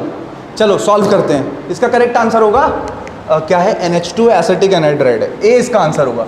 अब एक कंसेप्ट बेसिक स्ट्रेंथ में पढ़ाया जाता है कि एमाइड्स जो होते हैं वो बहुत लल्लू होते हैं, उनका एन जो एमाइड का लोन पेयर होता है वो बेसिक होता ही नहीं है। क्लियर है? एमाइड के लोन पेयर को हम बल्कि बोलते हैं एमाइड आर एसिडिक, एमाइड तो बल्कि एसिडिक होते हैं, है ना, क्योंकि NH देखो कैसे RCONH2 है ना, तो एमाइड का लोन पेयर क्या है, डीलोकलाइज है। कहा सर एनिलीन का भी तो होता है, लेकिन NH2 का lone pair C double bond के साथ बहुत तगड़ा होगा। क्यों बोलो क्यों? क्योंकि नाइट्रोजन का लोन पेयर कहाँ पे जा रहा है, ऑक्सीजन के पास जा रहा है। मोर इलेक्ट्रोनेगेटिव एटम पे लोन पेयर इलेक्ट्रॉन नेस्टी जा रही है, तो ऑक्सीजन बोलेगा भाई रख दे मेरे पास, छोड़ दे, है ना, नेगेटिव चार्ज को मैं रखे रहता हूँ, मैं बहुत इलेक्ट्रोनेगेटिव हूँ, मैं पकड़ के रखूंगा, है ना। तो NH2 बोलता है ठीक है भाई, तो ठीक है बोलेगा, तो क्या हो जाएगा, ये बेसिक कम हो जाएगा। एसिडिक अच्छा इसलिए होता है कि N का अटैच हाइड्रोजन है, तो ठीक ठाक हो गया, बहुत ज़्यादा नहीं हुआ। अमीन्स बहुत लल्लू एसिड है, अमीन्स का पीके 36, 37, 38 के आसपास होता है, और एमाइड जो होते हैं वो जम करके 16 के 15 के आसपास पहुँच जाते हैं, है ना। क्यों? क्योंकि यहाँ पे NH नेगेटिव चार्ज जो बनेगा वो C डबल बॉन्ड के साथ रेजोनेंस में भी होगा, और नेगेटिव चार्ज C ऑक्सीजन पे जाएगा, तो वो बोलेगा भाई छोड़ दे, और ये छोड़ देगा, बोलेगा बहुत अच्छा, खुश रहे। क्लियर है, मेरी बात समझ में आ रही है? तो एमाइड्स को हम नॉन बेसिक भी बोलते हैं, एमाइड्स या पायरॉल, ये सब क्या होते हैं, बहुत ही पुअर बेस हैं या बेसिक है ही नहीं। क्लियर है क्या? तो भाई एमाइड में जब एसिटिक एनहाइड्राइड है, तो एसिटिक, ये रिएक्शन का नाम पता है किसी को? इस रिएक्शन का नाम है एसाइलेशन, है ना। एसाइलेशन केवल 2 फंक्शनल ग्रुप्स का, 3 फंक्शनल ग्रुप्स का होता है। अमीन्स, मतलब ऐसे बोलो तो अमीन्स का होता है, और एरोमेटिक अमीन्स का होता है, और एल्कोहल्स का होता है, और एरोमेटिक एल्कोहल्स का होता है ना। मेन ये 3-4 का होता है। मतलब किसका, ROH, RNH2, PHOH और PHNH2। एमाइड्स का भी नहीं होता है, कार्बोक्सिलिक एसिड्स का भी नहीं होता है। क्लियर है? सेम रीज़न है, कार्बोक्सिलिक एसिड में भी ऑक्सीजन का लोन पेयर जो होगा वो बहुत ज़्यादा डीलोकलाइज होगा। तो ये रिएक्शन, तो क्या होता है, ये कौन सी रिएक्शन मैकेनिज्म होगी बोलो भाई? एसिड डेरिवेटिव है, न्यूक्लियोफाइल आ रहा है और लीविंग ग्रुप जा रहा है। कहा सर ये ऐसे तो होती रही है, SN2TH 2 स्टेप मैकेनिज्म है। हम 10th पास तो नहीं है, हम तो 12th पास हो चुके हैं, तो हमें इतना पता होता है कि हम SN2TH डायरेक्ट करा देते हैं। Obviously it is 2 step mechanism. एक अनस्टेबल इंटरमीडिएट बनता है टेट्राहेड्रल, फिर वो O- निकाल के इसको धक्के मार के निकालता है। अरे समझ में आ रहा है ऑनलाइन वालों? कहा सर आप ऑनलाइन वालों को टारगेट कर रहे हैं? अरे मतलब जब तुम्हें भी ऑनलाइन ही टारगेट करना चाहिए, JEE मेन ऑनलाइन है ना, तो ऑनलाइन टारगेट करो। खैर लॉजिक नहीं था इस बात का। मेरी बात समझ में आई क्या? अच्छा ये बताओ, एक बार JEE मेन में एक क्वेश्चन आया था, मैं बताता हूँ क्या उन्होंने क्या किया था। एक अल्कोहल दे दिया था, एक NH2 दे दिया था, है ना। बताओ जल्दी से किसका ऐसा, और एक इक्विवेलेंट एसाइल ग्रुप दे दिया था। देखो या तो एनहाइड्राइड ले लो या RCOCl भी तो ले सकते हैं, है ना। तो उन्होंने क्या किया था, RCOCl दे दिया था, और एक अमीन ले लिया था, एल्काइल अमीन मान लो, और एक RNH2, मतलब एक बड़ा सा कंपाउंड बनाया था। उसमें एक जगह NH2 लगा था, एक जगह OH लगा था। न्यूक्लियोफिलिसिटी देखेंगे ना, बोलो NH2 बेटर, क्या बोले, SN2TH है। तो अगर सबस्ट्रेट सेम है, हम देखेंगे कि जो अटैक कर रहा है वो कौन न्यूक्लियोफिलिक है। RNH2 और ROH में न्यूक्लियोफाइल कौन बेटर है, जल्दी से बताओ। खुद सोचो भैया, नाइट्रोजन है, क्या है, लेस इलेक्ट्रोनेगेटिव है, अबे लो भाई दे देगा तुरंत, तभी तो अच्छा बेस होता है। ऑक्सीजन मोर इलेक्ट्रोनेगेटिव है, मैं नहीं दूंगा। क्लियर है क्या मेरी बात? तो इसीलिए यही क्वेश्चन था जेईई मेन का कि RNH तो हम नाइट्रोजन वाले पे एसाइलेशन कराएंगे, अल्कोहल पे नहीं कराएंगे। अगर 1 इक्विवेलेंट हो, 2 इक्विवेलेंट होता है, दोनों पे हो जाता है। मेरी बात क्लियर है क्या? तो एमाइड्स का एसाइलेशन नहीं होता है, तो ये बन जाएगा RNH-COCH3। अब एक क्वेश्चन और बहुत अच्छा आता है, जल्दी से बताएं बच्चे। IIT गधा है थोड़ा, है ना, एक ऑप्शन उन्होंने नहीं दिया, एक ऑप्शन और बनता है। बताओ, ये बताओ कि NH-COCH3 की जगह हम ऐसे भी तो कर सकते हैं, NCOCH3 और एक और बार लगा दें। जल्दी से कौन बताएगा कि ये क्यों नहीं होगा?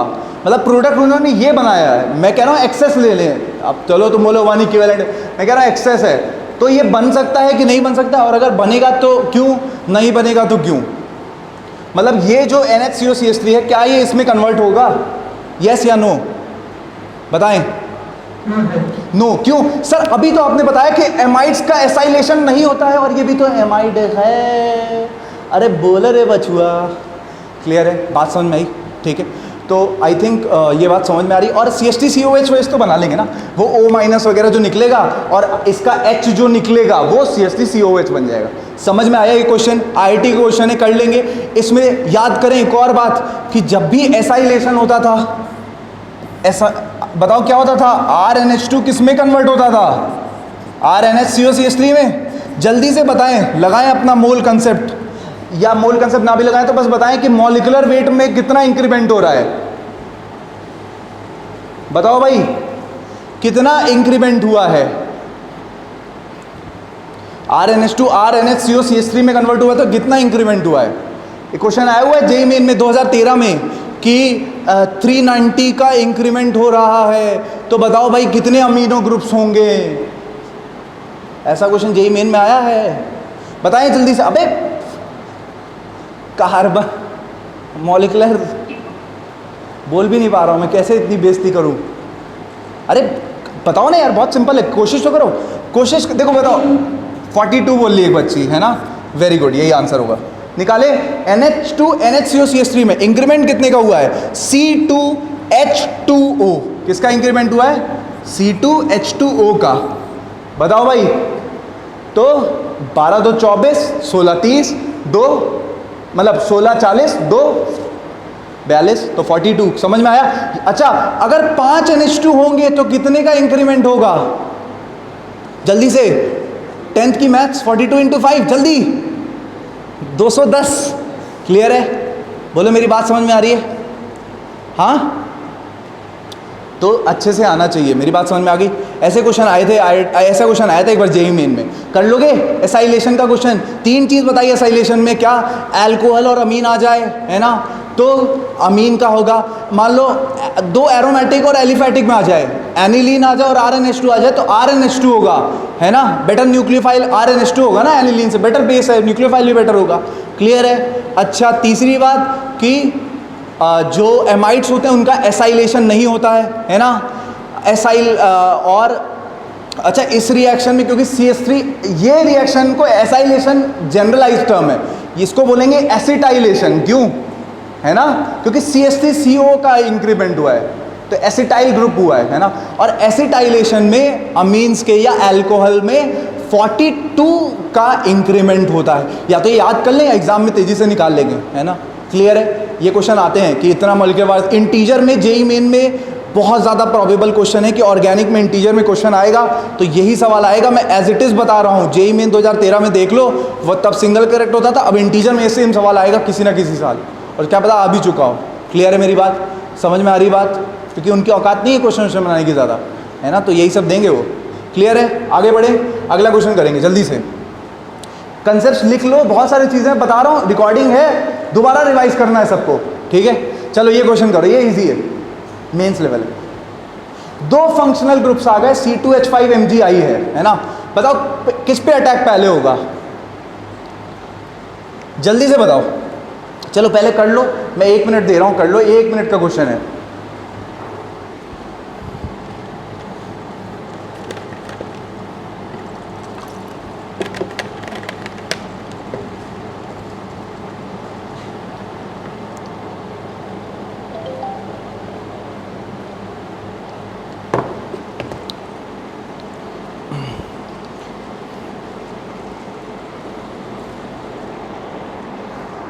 हेलो, किसी को बोलना है यार पानी के लिए, पानी भिजवा दे क्लास में।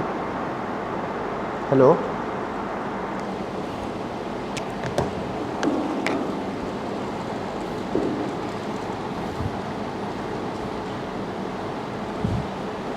चलो बताओ भाई आंसर क्या होगा, है ना? थर्ड फोर्थ जैसा कुछ होगा, देख लेते हैं। साइक्लिक बनेगा।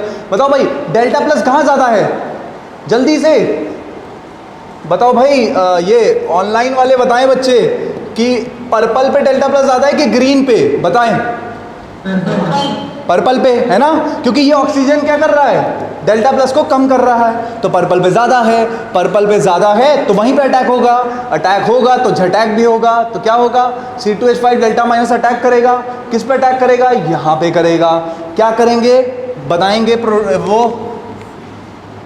है ना? क्या बनेगा बताओ, O माइनस, और इसके बाद कितने कार्बन थे, 1-2 कार्बन बीच में थे, 1-2, और ये हमारा COOMe। क्लियर है? बताओ भाई। अब हम कहें कि यार एक और ले लेते हैं, नहीं, देखो इंट्रामॉलिक्यूलर रिएक्शंस जो होते हैं वो बहुत फास्ट होते हैं, तेज़ी से हो जाते हैं। मॉलिक्यूल के अंदर ही हो तो इंट्रामॉलिक्यूलर रिएक्शंस बहुत तेज़ी से हो जाते हैं, ऑक्सीजन तुरंत अटैक कर जाएगा इस पर, और ये अब डायरेक्ट एक स्टेप में करा सकते हो, या तुमने थोड़ा बहुत मैकेनिज्म पढ़ी है तो O माइनस बनेगा, फिर वो इसको निकाल देगा। क्लियर है सर? इसको निकाल देगा, ये बेटर लिविंग ग्रुप, अरे उसको निकाल देगा तो रिएक्शन बैकवर्ड चली जाएगी ना। क्लियर है क्या? तो डायरेक्ट एक स्टेप में चाहो तो निकाल लो, वैसे ही अपराध है थोड़ा, है ना, बट तुम कर भी सकते हो, है ना? अब तो सीख गए हैं ना यार कि SN2TH 2 स्टेप की मैकेनिज्म होती है ना? मैं एक बार लिख दे रहा हूँ SN2TH की जनरल मैकेनिज्म। RCOLG होता है, एक न्यूक्लियोफाइल अटैक करता है, अटैक होता है, O माइनस होता है, ठीक है? ये तुम्हारा टेट्राहेड्रल इंटरमीडिएट बनता है ना? और टेट्राहेड्रल इंटरमीडिएट में अटैक झटैक हो जाता है, वापस से क्या मिल जाता है, RCONU। तो सब्स्टिट्यूशन ही तो होता है, तो हम डायरेक्ट लिख सकते हैं। क्लियर है क्या मेरी बात? बोलो। तो 1 2 3 4 और ऑक्सीजन 5 मेंबर रिंग बन रही है, ऐसा एक ही ऑप्शन में है, क्यों चेक करें साला, है ना? नहीं होगा तो केस कर देंगे NTA वालों पे, ठीक है? क्लियर है?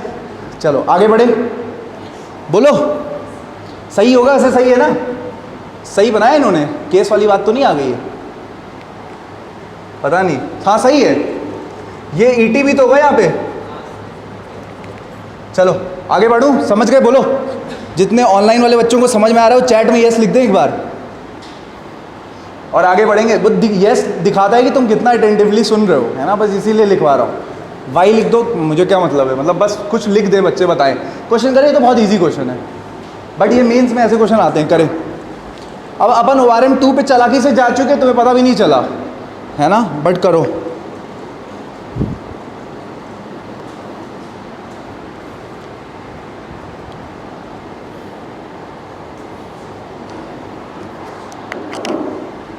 इजी क्वेश्चन है यार, इसका आंसर सबका सही आना चाहिए। 1 मिनट, हेलो, अरे यार किसी को बोल दो पानी की बोतल भिजवा दो। अच्छा बोले हो क्या? और मुझे लगा वो नेटवर्क नहीं पकड़ा, तो मुझे लगा सुनाई नहीं दिया। चलो ठीक है, एक बार देख लो, अगर नहीं गया तो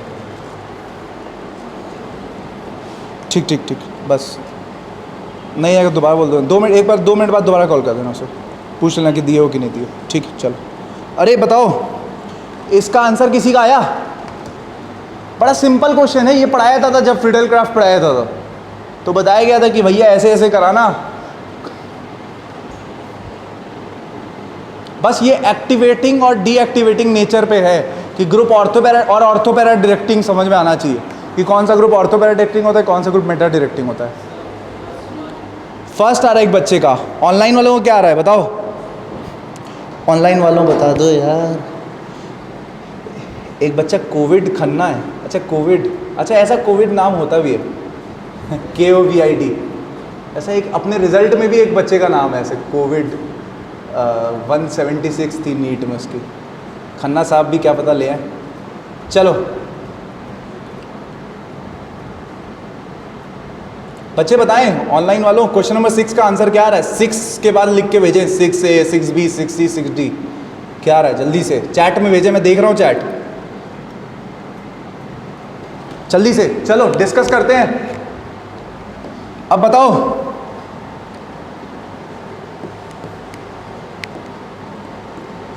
चलो विच ऑफ द फॉलोइंग, अच्छा देखो यार हमें क्या लगाना है, Br लगाना है और ये लगाना है। अगर सिंपल ये लगा के ब्रोमिनेशन करा दे तो क्या होगा, वो ऑर्थो पैरा डायरेक्टिंग है, साला मेटा थोड़ी बनेगा।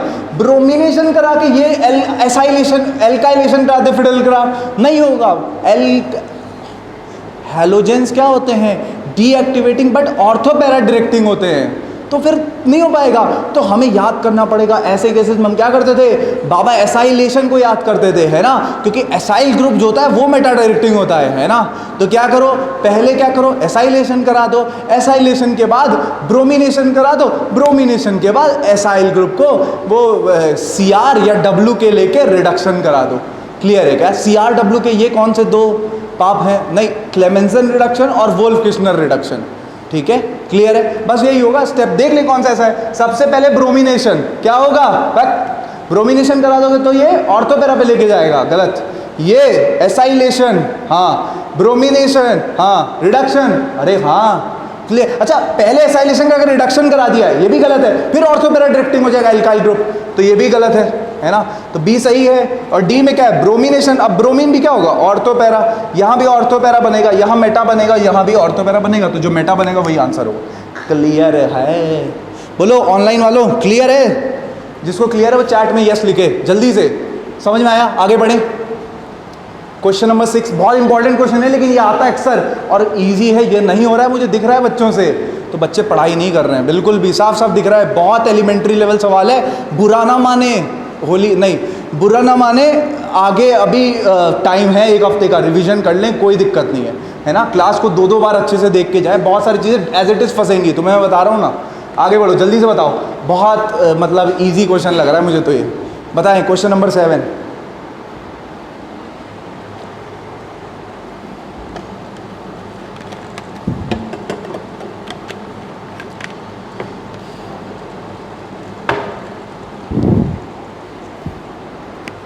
चले बताएं।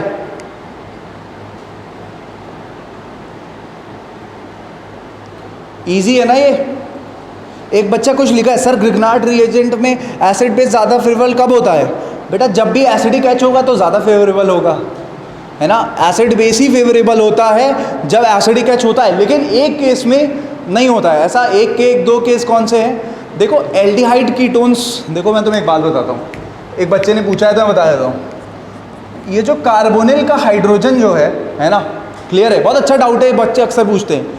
ये इसका मैं तुम्हें पीके बताऊंगा, तो ये एसिडिक जितना होता है, पीके इसका लगभग 20 के आसपास होता है, मतलब ये अल्कोहल से थोड़ा कम एसिडिक है ना, लगभग, क्लियर है।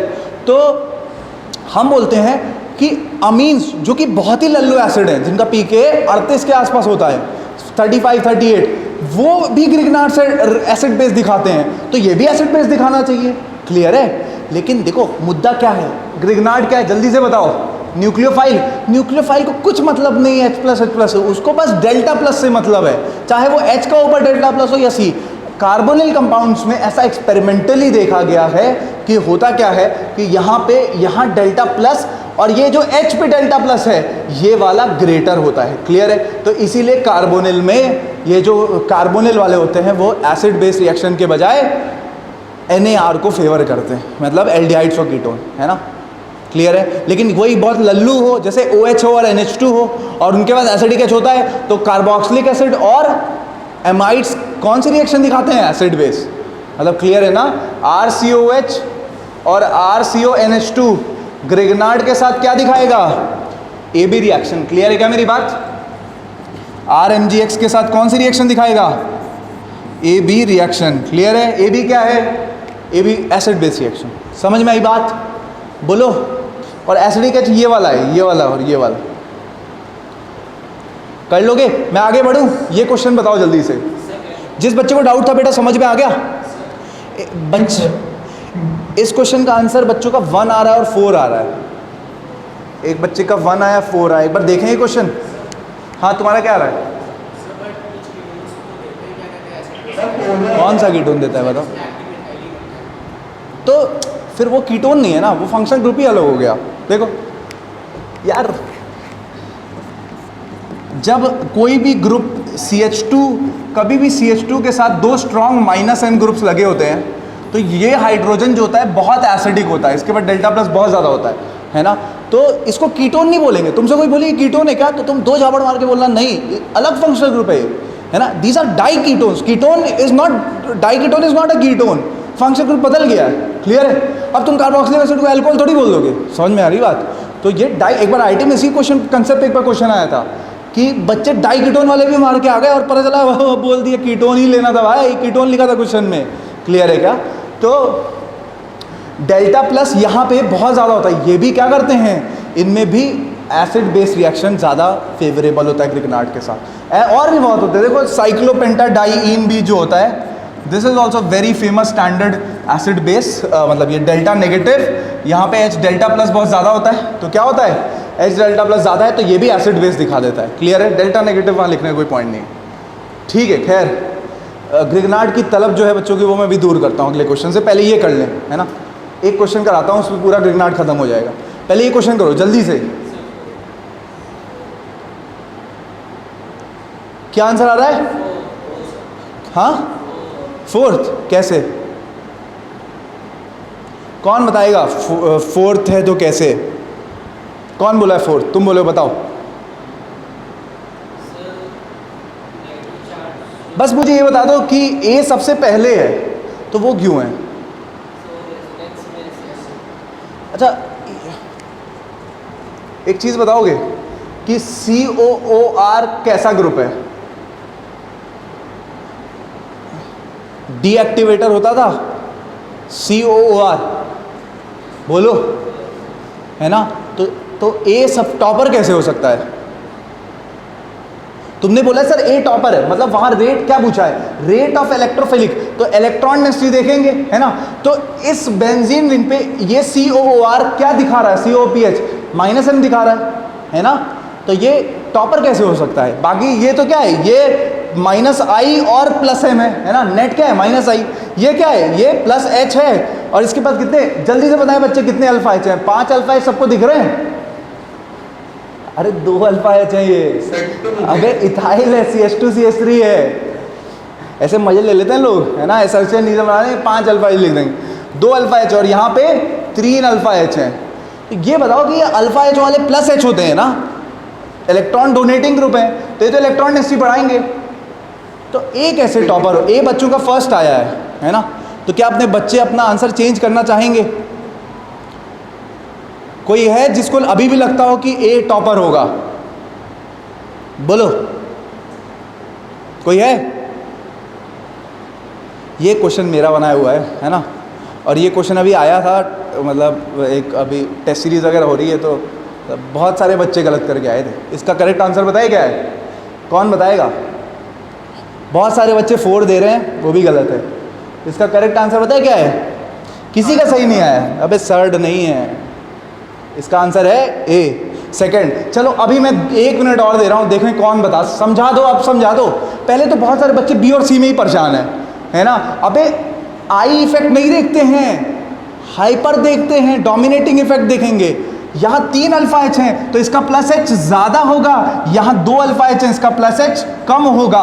तो B ग्रेटर C तो ऑब्वियस है, ये प्लस और ये क्या है? माइनस, है ना। मतलब ये तो B C D में तो ऑर्डर कंफर्म है कि B greater C greater D। अब A कहाँ आएगा? या तो आगे आएगा या एंड में आएगा।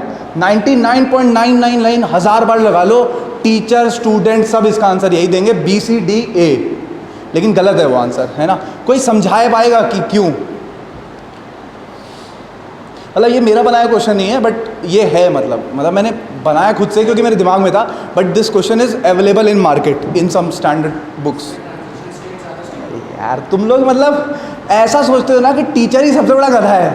ये बोर्ड एग्जाम वाले टीचर मैं बैठा हूँ क्या कि ट्रांजिशन स्टेट कुछ भी थोड़ी बोल के समझा दोगे? प्रॉपर कंसेप्ट बताएं। ऐसा चलो यार कुछ नहीं, अब रिएक्शन होता है तो ट्रांजिशन स्टेट होता है। सर ट्रांजिशन स्टेट वो हो जाएगा, समझे रिएक्शन क्या हो रहा है यार, कैसे हो जाएगा? काय का ट्रांजिशन स्टेट? क्या बोला है? Rate of aromatic electrophilic substitution बोला है ना। अच्छा अभी बहुत सारे लोग मतलब मेरे बोलने के बाद भी तुम जाके किसी से पूछ लोगे ना, वो बोलेगा ए ही लास्ट में होगा। मैं अभी भी बोल रहा हूँ, बट तुम समझ जाओगे, तुम समझा दोगे बड़े बड़ों को अगर तुम 1 मिनट और मेरी बात सुन लो। पहले ये बताएं कि कोई है जो ये बता सकता है कि ए टॉपर क्यों है? इसमें से प्लस एम होगा तो अबे COOPH का तो माइनस एम होता है, मैंने जितना पढ़ा है। बताओ बेटा, C डबल बॉन्ड O है ना, याद करें अपनी पुरानी यादों को बताएं।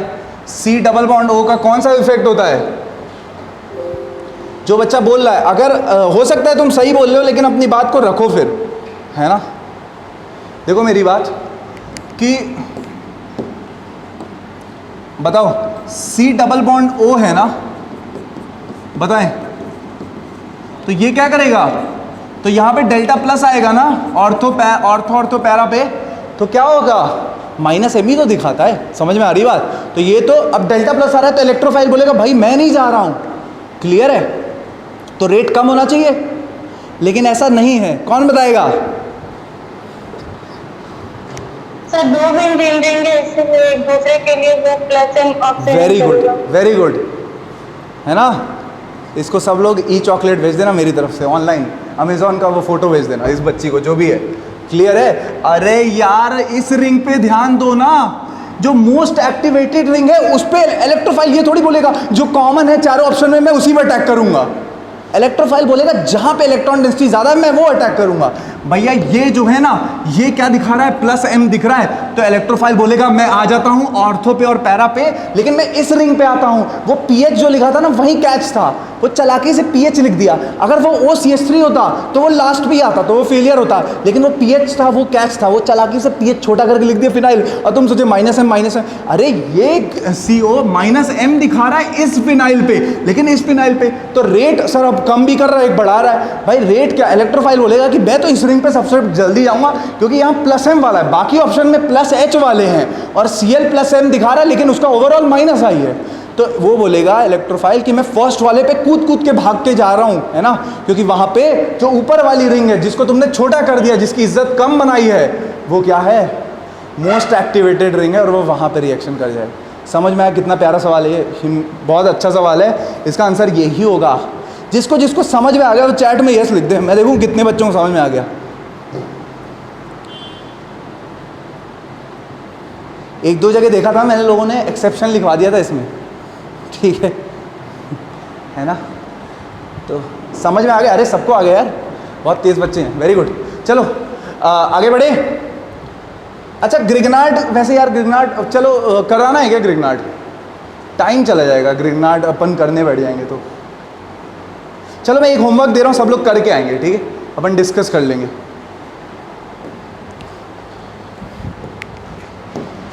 अबे आजा, चलो अब मेरी बात ध्यान से देखो, कर लोगे होमवर्क?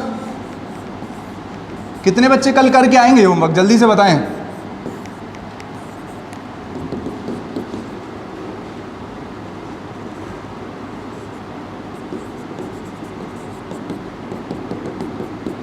मान लो NRMgx है और ये एक्सेस में है ना, RMgx भर भर के है ना, और ये एक कंपाउंड है, इससे RMgx का रिएक्शन कराया जा रहा है, ठीक है? पूरा ग्रिग्नार्ड का रिवीजन हो जाएगा, देखो ध्यान से।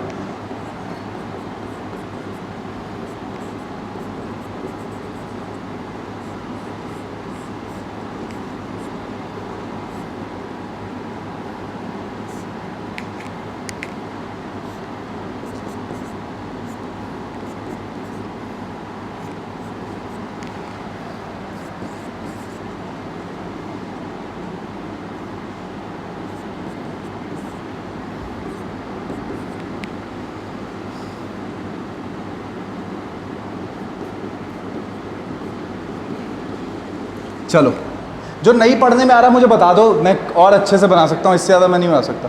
अरे वो लगा दो यार, टाइम हो गया। अच्छा आ रहा हूँ, बस पहले वो लगा दो। ये क्वेश्चन सब लोग होमवर्क करके ले आएंगे, ठीक है? Okay sir. इसमें तो 5 बज रहा है यार। बोलो बात समझ में आ रही है? चलो एक लास्ट क्वेश्चन करेंगे, उसके बाद क्लास को ख़त्म करेंगे, ठीक है?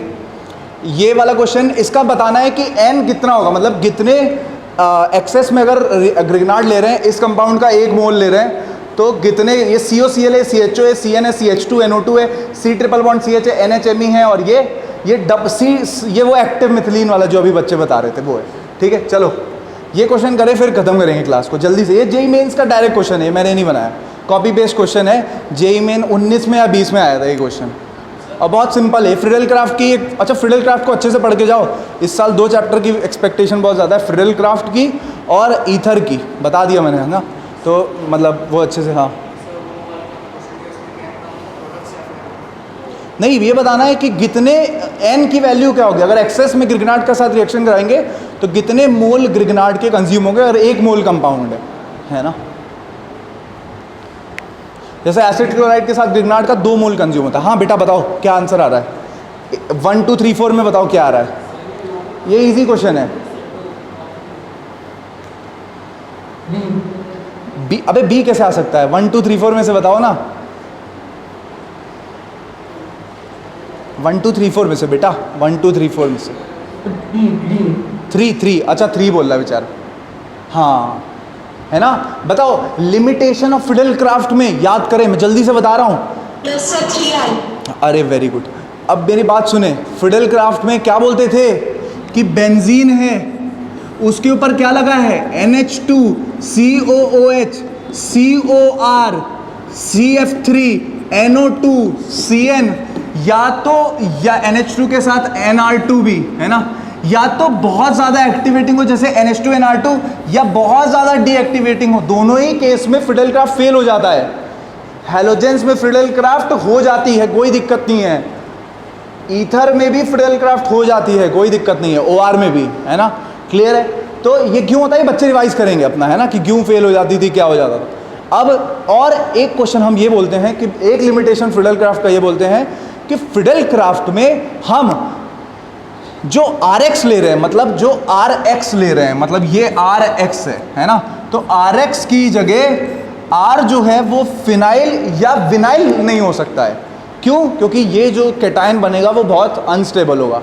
फिनाइल और विनाइल कैटायंस जो होते हैं बहुत अनस्टेबल होते हैं, है ना। ये बच्चे रिवाइज करके आएंगे कि यहाँ पे क्या है कि ये जो रिएक्शन है इसमें भी यही है। देखो कि क्या तुमसे कोई पूछे क्लोरोबेंजीन का फिडल क्राफ्ट होता है, तो तुम बोलना हाँ होता है, लेकिन क्लोरोबेंजीन को फिडल क्राफ्ट के RCl की तरह नहीं लिया जा सकता। RCl होता है ना AlCl3 के साथ फिडल क्राफ्ट में, क्लोरोबेंजीन को उसकी तरह नहीं लिया जा सकता। क्लियर है क्या? क्यों? क्योंकि यहाँ पे कैटायन बहुत अनस्टेबल होगा और वो डबल बॉन्ड कैरेक्टर। NCERT में जाके बच्चे देखें 5 पॉइंट लिखे हुए हैं, वही 5 पॉइंट यहाँ लग जाएंगे कि क्यों एराइल हैलाइड्स जो होती हैं सब्स्टिट्यूशन रिएक्शंस नहीं शो करती हैं। क्लियर है क्या? तो ये भी वही कैटेगरी है ना, तो ये रिएक्शन नहीं होगी। क्लियर है। Cl2 एक्सेस AlCl3 डार्क लिखा है, तो मतलब AlCl3 है, मतलब Cl प्लस निकलेगा, और अगर Cl प्लस निकलेगा तो ये बनेगा। यहीं पे रिएक्शन में अगर बेंजीन का रिएक्शन Cl2H एक्सेस ले लेते तो पता है क्या बनता, 4 Cl लग 6 Cl लग जाते हैं ना, और वो बेंजीन का वो पार्ट हट जाता। क्लियर है? पढ़ा होगा तुमने, गामेक्सेन बोलते हैं इसे, है ना। तो और ये अगर HNu मतलब लाइट ले रहे हैं ना, और अगर लाइट HNu लाइट ले रहे हैं और डार्क लेंगे तो क्या होगा, फिडल क्राफ्ट होगा, है ना। तो यहाँ पे ये एक्सेस में ले लिए तो भर भर के हो जाएगा। अच्छा ये वाला क्या है, ये विनाइल हैलाइड है, फिर वही डबल बॉन्ड कैरेक्टर और अनस्टेबल कैटायन, सब रीजन बैठेंगे NCERT में जो 5 दिए हो सारे, तो ये भी नहीं होगी। ये वाली अरे बहुत स्टेबल कैटायन है, एलाइल है ना, मस्त रिएक्शन होगी, तो ये हो जाएगी। तो बी भी पॉसिबल पूछा है, बी भी पॉसिबल है और डी भी। तो थर्ड जो बच्चे बोल रहे थे वेरी गुड, है ना। क्लियर है क्या मेरी बात? ठीक है।